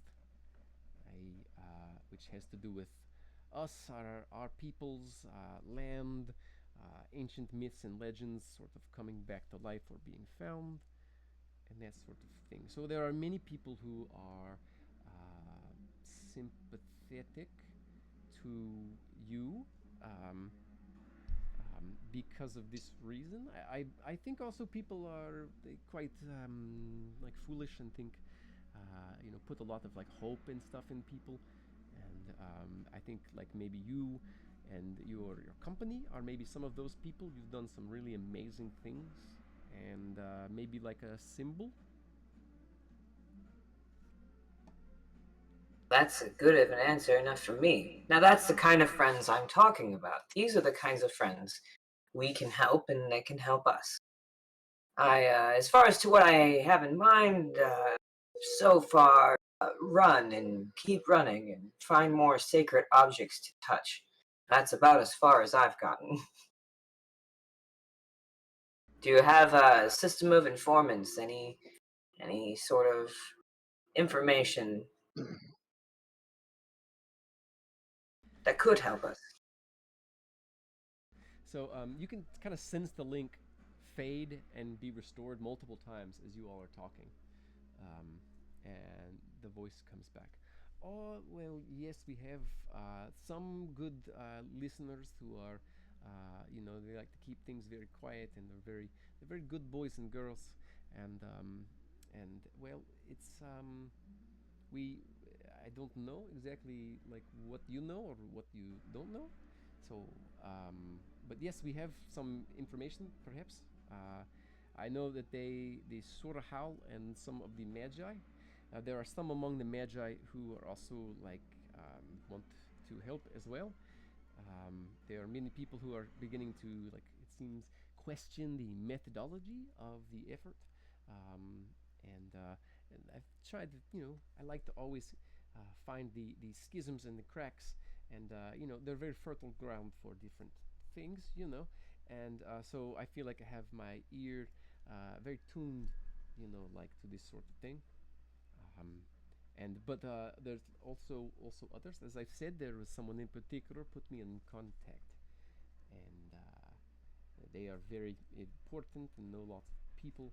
I, of course, well, I know some people, but um, I think at the moment I think I might have like uh, three magi and maybe 25 soldiers, just fighters, mostly like uh, elf-like people, and people maybe a little bit like older people, maybe like slightly more sensitive people, um, like that, but all like accomplished fighters. Uh, have been on Firma, fought the first battle for Evasar. So no slouches these. I like the way that sounds, so yes is what I'm gathering. Da. Yes, I could have just said. Yes, but the additional information is good. Now we know what we're working with here. I wish I wasn't the only one listening to this. Not good at recanting information. Well, yes, that is, like they say, not my problem. But if I can help with something else, I can. Let's see. I don't know a way you can contact me, but if you tell me when, I can do this, like two more times. But I can't say as much. I used up a lot um, already. Tomorrow evening, I'll discuss with my group, and give us some time to consider what you've proposed and how we may be able to use your resources. This sounds like it makes good sense. This gives me time to speak to a few more, allies. Try to move a few more pieces on the board, sort of into place, depending on what you're trying to do. If you give me like little hints, I might be able to get some things started. And we don't have to actually play those out, but you can get them started, so to speak, if you want. And if you have little role play things, story bits, you can throw out to do that as well. But yes, also might be a rather like important little like gathering of gamblers and important tradesfolk, secretive though, like that would be be very good for me to attend.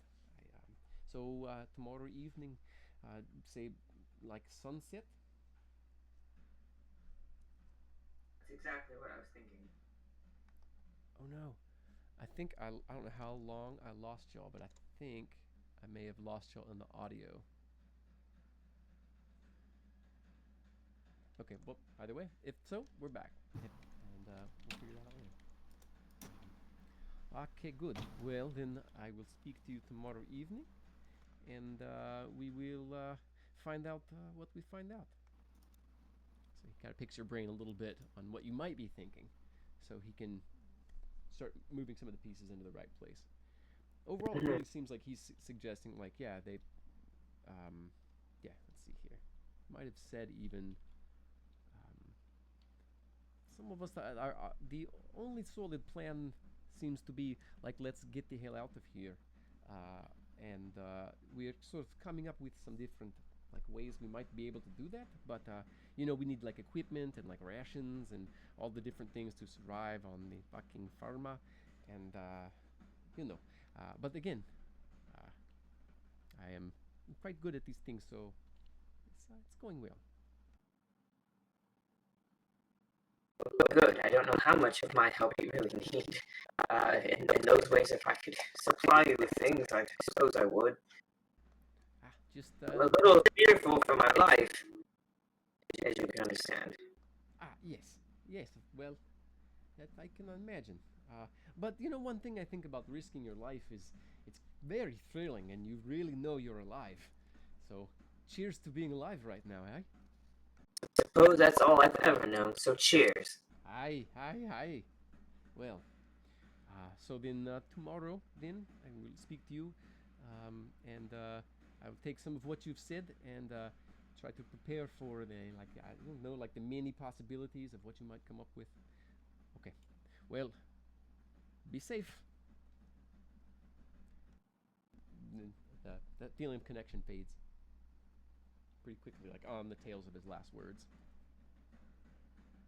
I will look at the rest of the scroll and look to the side. You were talking to yourself, which I do all the time, but anything we should know? So much you should know. I have received a transmission of sorts, and oh my gosh! So, can we do a roll to see how well she gives that information I love to the company? Because I don't want to recite everything. No, you definitely don't have to, and that's fine. If there's any key points you want to hit, you're welcome to. But yeah, I would think that there would be. I'm thinking either like a persuasion check, or you could use history or investigation, or either intelligence or wisdom based skill to conciseness and recall. Looking at. And let's make a group check. Everybody, go ahead and roll either an intelligence-based roll or a wisdom-based roll, and this will be a group check. We're going to need at least 3 successes versus the DC. I'm sorry, 2 successes versus the DC in this case. All right, that's going to definitely be. It's definitely 1. And Michelle rolled a 9, so. Okay. Looking scroll. Okay, 12, 12, 13, 21. Okay. And a 6. Okay. So what you managed to get out is you were contacted by Hydron. Asherdan helped. Um, he's got some people, maybe like 20 fighters and a few mages, a couple, maybe 3 magi. Some people that are that think that you like who believe the rumors about you and think or about Saida, uh, um, either believe the rumors about Saida or just think the company's accomplishing amazing things. Has caught wind that the Mage Guard is going to come for Saida and Kennett. Well, all of you really for questioning, and are so sympathetic that they're willing to help you however it takes. They're already having their own misgivings about how the effort is developing, and sort of uh, yeah, who's rising up in leadership or the methods that are being used. Methodology is what he said. So there's key phrases like that that stand out. And last but not least, it seems like this group is willing to help. Saida gave him a little bit of information, and we have no idea really what he's doing with it.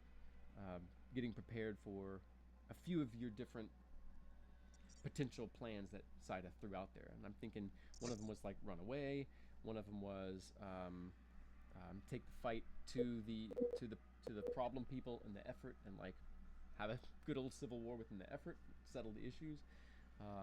And there might be a third or fourth idea that Saida threw out there that likely was maybe one of hers, maybe also one of somebody else's from the party. But the specifics of that we can sort of determine what was Hydra was told later.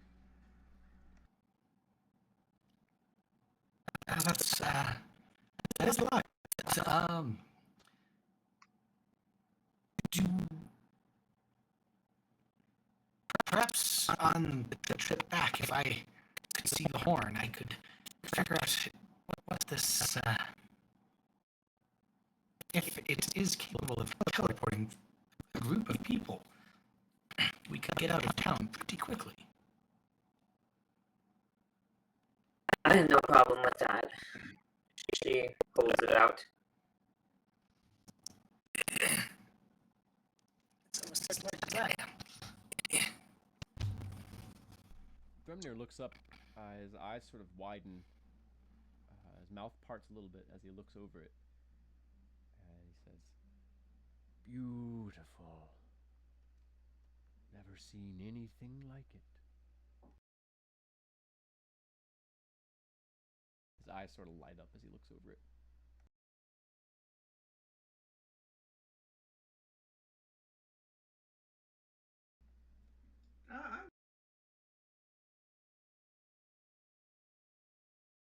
Like all green. Make an insight check. Ooh. He thinks the craftsmanship is beautiful. He's looking at the carving, the shape, the material. It is like this. I mean, if you were gonna draw a symbol for what a battle horn looked like, for anyone to just look at and be like, yeah, that's the horn you blow for battle. Like this is what it would look like, you know. Like he would like to carry it into battle, probably, you know, or you know, would like to blow it, but he's not that he wants it. He's just appreciating it. Yeah. Nice. Yeah. I guess that means we head back. I'm done here. I've got the doll, but Well, do we have a decision?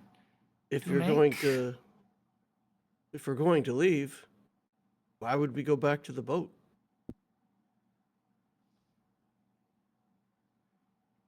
This is a fair point. For all they know, we all died down here. Genius! Genius! Never been a dead man before, Thrumnir says with a slight smile.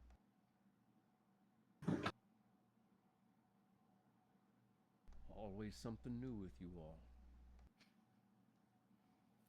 Don't we need a rest?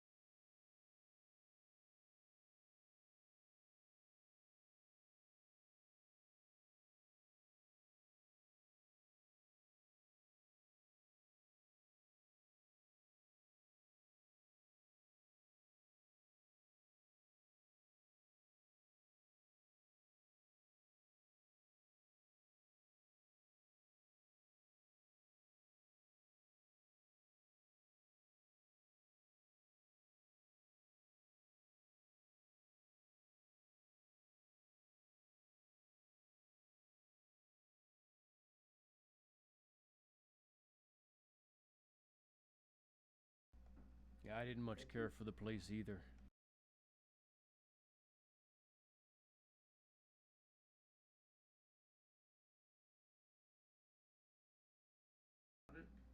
I mean, just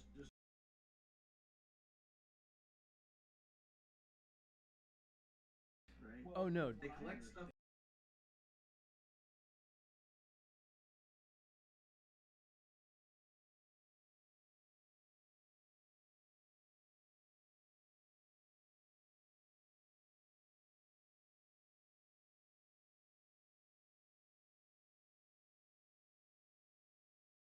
yeah, for whatever reason, there definitely seems to be a sect who are like, not even that they necessarily want to control it, but like, it's they don't know what it is. They don't know if it's good. It's really really powerful. It could change everything about society. It could rearrange the hierarchies of things. It can just create complete, like at least like upheaval in terms of like some people in the leadership's mind, you know. And there might be some people out of that who do want to control it, um, but it's like a group of people that overlap for different reasons on it, you know. Seems like.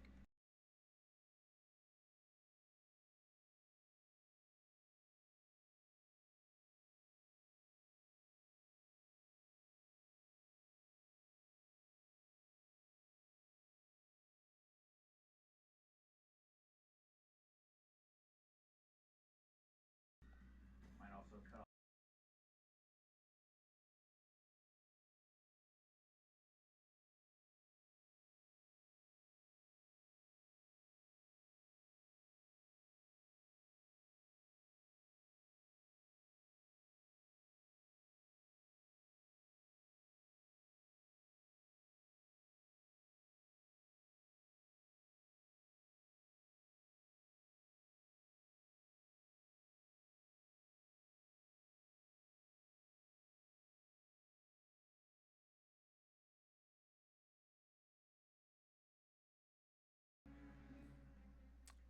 There's several things that are. Think?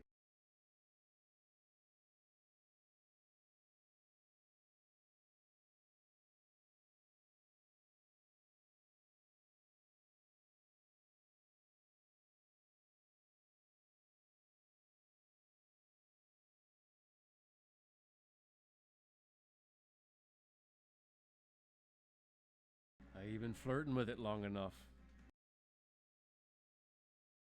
Thrumnir smiles.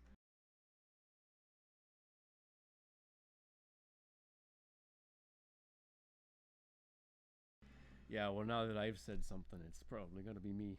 But I'm the oldest, so yeah, I'd be fine with it. Kind of gives that grandpa wink to show that he's joking with you, you know.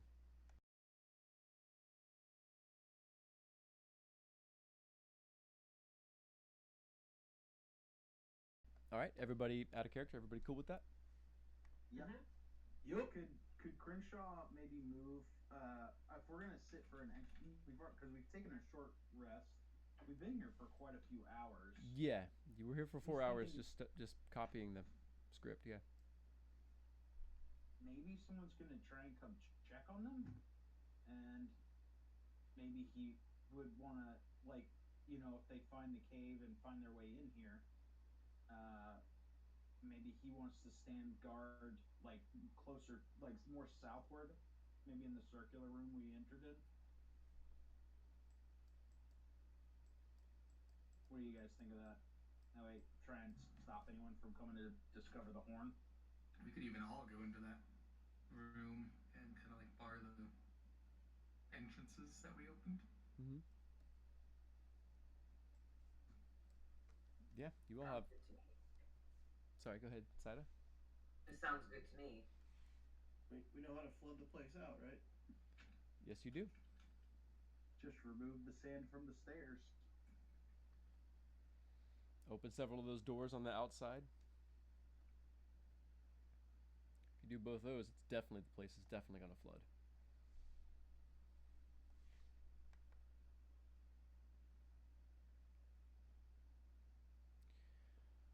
All right. So you all spend long enough, stay a while longer, letting Zim attune to the horn. So Zim, you know that you can cast fog cloud at will with the horn. You when you create a fog cloud, you can choose for that fog cloud to teleport willing participants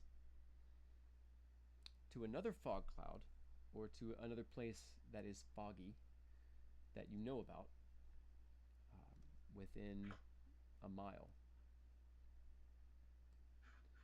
Having been on land, there's areas that you know are pretty misty that you've been to.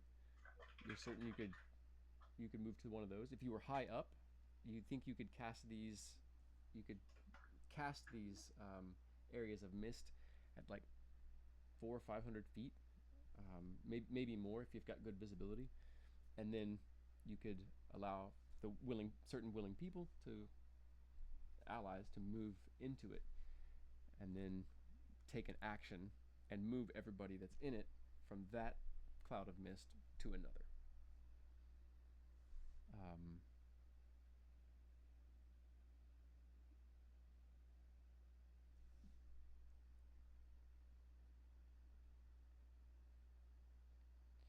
You also are certain that any scrying device, you think it's sight that you could cast these.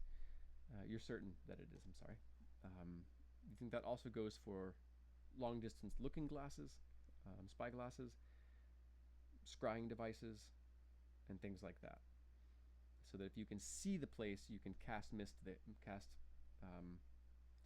fog cloud there, and then cast the same here, have people step into it, use an action, and transport everybody in one fog cloud to the other, but they have to be willing. It seems that you can use it, that you can do that up to your wisdom bonus times per day, and after that you have to start making wisdom saves, and it can drain your strength, it can drain your hit points, your vitality after that, at 10 points per casting of the teleport. Fog cloud is infinite times up to sight, whatever you use to establish that sight, and then you can use the teleportation ability a number of times per day equal to your wisdom bonus. After that, it is constitution checks versus 10 hit point loss for each time you cast it after that.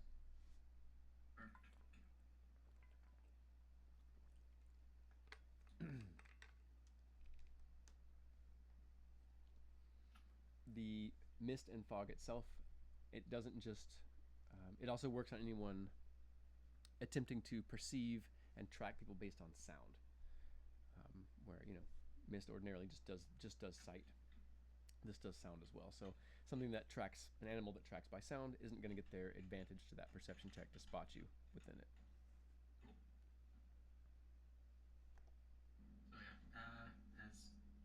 I finish up attuning to it, so I look at everyone. Yeah, it's an interesting item. It can cause fogs of cloud, which people can move from that fog of cloud to another fog of cloud.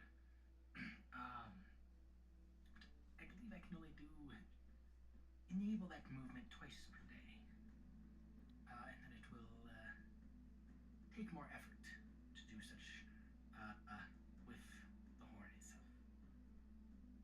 But it could obscure us, and from sight and prying ears and eyes, gotta remember fog clouds radius. About 20 feet of fog, spherical in nature.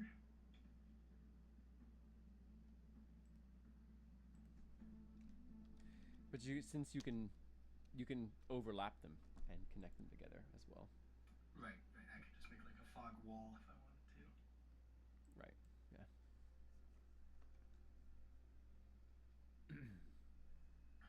unless I can fly, I can't really get us out of here. As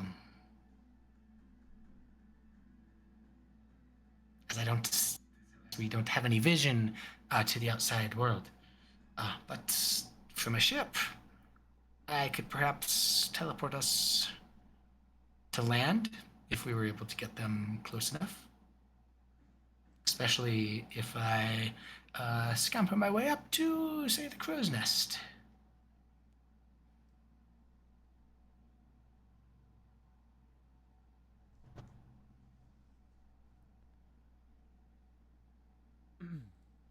Decide to have any thoughts about that? Any response? Any suggestions? I think she's just very on board with everything that's going on, so I haven't ought to interject. That is if our goal is to get out.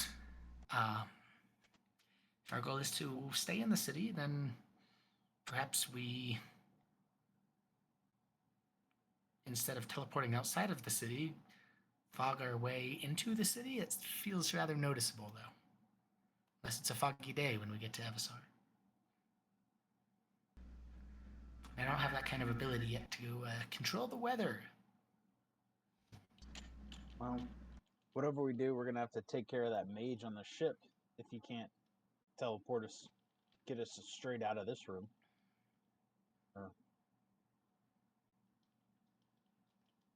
Suppose we could pop back up and, well, pretty far away from land, as I take it, so.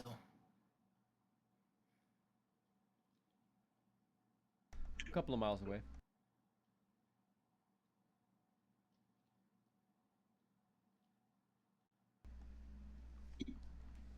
Well, this all sounds like everything's starting to get rather serious. If we can get away with it, maybe we just go ahead and spend another few hours and get a serious rest in here if we don't know what's ahead of us. But I'll defer. If you need me to go back up and grab anything or send a word to the ship, I'll do it. If you need Kenneth, just let me know.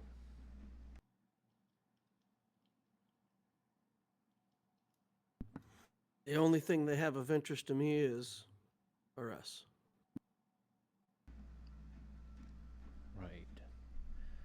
So, you want me to go and get him then?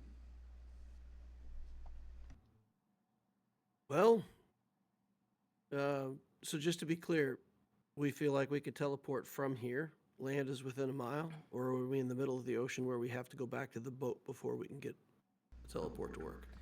Zim, you think you know a place you spent. Well, you've all been briefed really solidly. You have all the notes and all the information from everybody that survived the first sorties. So, and you witnessed with your own eyes that there is basically a hollow a little bit west of the Pillar Hill. It's got a small sort of river tributary running through it, and the place is always full of mist. You're 100% certain that you could cast a fog cloud here, step into it, and move everybody to the Firma if you chose to from here without going back to the ship. All right, then go tell them the story. Sorry, we'd have to be on the water though, right? To cast it. Okay. Yeah. But I was Either has to be a place that. the... Yeah, it has to be sight if you don't know it. But if you know it, and there's mist there, and you know that there's mist there or fog, then you can teleport there. Perfect. Okay, so what do you say we send Thrumnir to the boat? He tells him a story.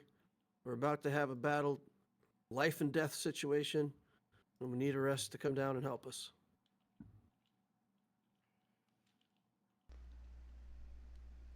Seems like the best plan to me. I like it. Saida? I'm not much for planning, but I think it sounds I think it sounds solid. Right then. Probably not tell him all that much. I might just say, it's my SA's orders. You can shove it and speak to him. It's probably more believable coming from me. His brows are kind of beetled down. You're not sure how much he concocts a story. But so Thrumnir. Perfect unlie. Yeah, he checks over his gear, finding no major holes in it. He puts his helmet back on, airs back up, and wades back down to the water. He's gone about a half hour. You all start to get nervous. Finally, you hear wet, heavy footsteps of Thrumnir coming back out, followed by another figure of RS.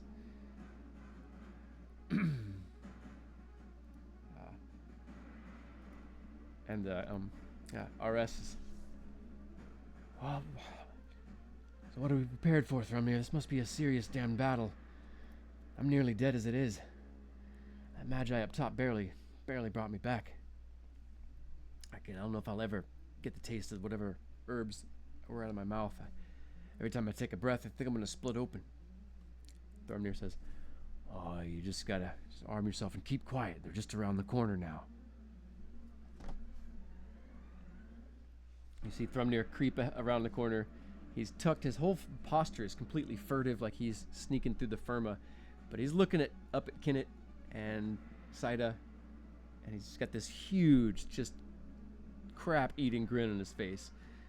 And Arrest kind of comes around the corner. He's, cutting the pie, cutting the angles around the corner, moving as they're trained. Thrumnir kind of crouches. He comes over top. He leapfrogs through. He kind of gets confused, and Thrumnir just starts laughing. Surprise! Yay. I've never been so thankful to hear some of your bullshit, Thrumnir. Yeah, that's attaboy. So, reunited with RS, he just sort of looks around. He says, he just moves in.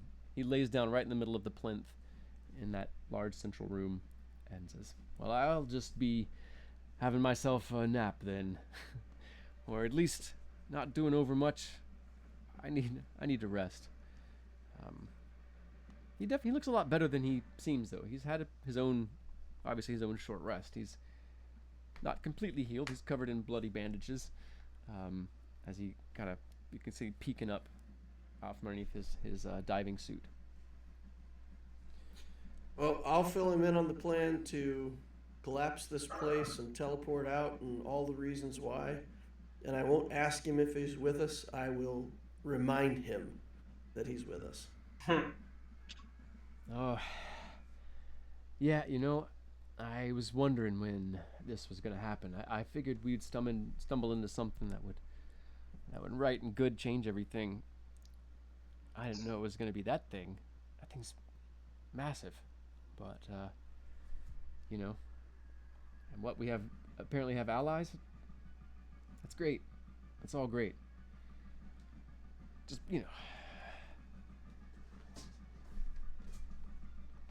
He starts to say something, clamps his lip down.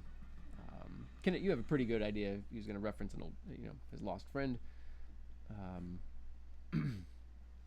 He just kind of nods to himself and says, "Good enough." All right, let's prepare to walk through the mist, and I'll cast a fog cloud. All right. So as the fog springs up out of the stones itself, it seems to pull some of the moisture out of the air and turn it to mist. It thickens so you can't see the other side of it, and then it starts to become opaque again. But on the other side of it is not the walls and the dried coral and strange glowing fungus. It is the endless tangle of bramble, vine, tree, leaf. You can faintly hear that madness, dizzying cacophony of jangling and sounds that are vying for the same tonal spaces, the skittering, the shrieking, calling, the rasping of birds, the croaking and baying of insects and large lizards. And you're seen through to the Firma somewhere. Not a place that's familiar to you all necessarily, except for Zim. And Zim, you've only seen it from above. So, trusting that it's the same place, you all prepare yourselves to move forward. And Saida arranged with her buddy to come meet us there, or some kind of a rendezvous? We'll talk to them tomorrow. Yeah. Yeah, that was when she set up to speak with them again. Seems like Hydron will recontact you tomorrow evening. So, I think this might be a perfect place to pause for the session for the night. We can come back to it as you all continue thinking over the next few hours and what your day is going to be like, what's going to happen as you step out, how you're going to plan to keep things together, and how you're going to hang tight until you get contacted from Hydron again. But yeah, this was a really fun session, you guys. There was a lot of really good role play. You all diving in and playing with some of that lore. Those conversations that were initiated were just really, really fun and really engaging. I found myself rapt just listening to all your characters. Just like I would with any other piece of entertainment media out there, any other movie. Just really listening. The dialogue in particular between Saida and Kenneth was really cool. And I thought really spoke to your characters and the kind of the situation that they're in. That was just really awesome. I was impressed by that, and it was really fun. In general, though, just I like as a table gels and people get to know each other more, and we each get to know our own characters, and you all get to know your own characters and each other's. Neat little stuff comes out, subtle little role plays, and things like that. So I don't know. I just had a great session. It was really, really fun. So yeah, I appreciate y'all. There's let's step through and check in for a moment. How about you, Pon? How was your session? I had a great time. I love role playing in particular, so obviously as you had highlighted that, we got to focus on that, and I kind of fell into the flow. As you said, dive in. I'm going to use another C word, flow, just to keep the theme straight, which I've also very much enjoyed, actually, being in a world surrounded by water. Getting into the water, I think Saida feels at home in these missions. She felt very out of place on the land, and she's happy to continue to move away from it and from those who are stalking her. And the danger feels real. She does not want to stop. It does not help her constant go forward nature whatsoever. So I'm really appreciating that tension there, and I really appreciate that conversation you pointed out. Really illuminated that, and that was really fun to dig into. Awesome. Yeah, thanks for that feedback. Heck yeah. How about you, Big Bri? How was your session? Any thoughts? Any notes? No notes for sure. I really enjoyed it. I enjoyed kind of the cleanup, speaking with the undersea creatures, and then kind of finding a way to. I'm just really glad Hydron contacted us, because we're finding a way to subvert, what probably would have been them trying to take and just have to fight our way out of Eversar or something, or just getting mired in politics. So I always enjoy the subversions and deviations from beaten path kind of thing. Awesome. So I really like that. I really appreciate that too, because I love that. Yeah, exploring expected things in new and unexpected ways is, awesome. How about you, Deal? Thoughts or notes for the session? Anything stand out for you? Yeah, I like the lore building. I don't feel a sense of closure with those creatures. Like they just said they're going to leave, and then so, I mean, in some sense, there's like, you know, they're probably going to come back. I don't know if we can take them at their word. So there's like lots of stuff left unsaid. But at the same time, it all doesn't matter because we're just going to be here and then turn the temple over anyway. So yeah, the juxtaposition with the conversation, and I'm like, maybe they're not so bad. And then Hydron contacts us and basically says, yeah, no, they're that bad. They're they're coming to get you. So that was fun. So yeah, and the horn feels like super powerful artifact, right? Like one of those things that you get that's way above your level. That you know, something sacred, old, precious. That you know, we're getting our hands on it and not turning it over to somebody else, keeping it for ourselves. So that all feels very interesting. And I like your little planar dimensional drawing too, where you said basically, you know, you're learning stuff that people don't know or have forgotten or whatever. So I like all the lore. I like the immersion in the world. Awesome. I appreciate that feedback. And on the note again, these maps in particular are from Seafoot Games. Anybody out there? So I'll drop that in chat here in just a moment. Heck yeah. Well, how about you, Joe? Any thoughts for you tonight? No, I generally enjoyed it. The kind of conversation with the creatures, you know, as DL said, we didn't get a whole lot out of them, but they didn't seem all that willing to share. But also, I don't expect we'll be at the bottom of the ocean anytime soon, although maybe we'll be incorrect there, and that'll be the safest place to go. I don't know. But yeah, just getting that look into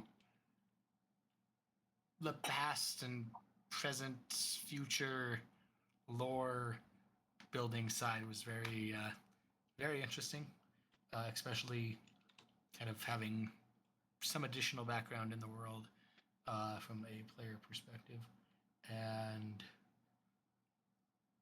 just finding this horn,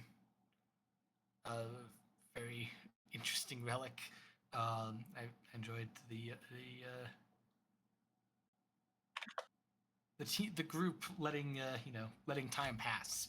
I think we spent like 6 hours in the bottom of this temple or whatever, of just Zim doing stuff, which I greatly appreciate because there's some groups out there where it's either like blink, that time passes, or you know push back against spending time for things like that. So yeah, I thought we used our time well. People got rests, people did RP. So generally, just a great game, and I look forward to wherever the heck we ended up. Awesome. Except the people on the ship are up there going, ah. Yeah.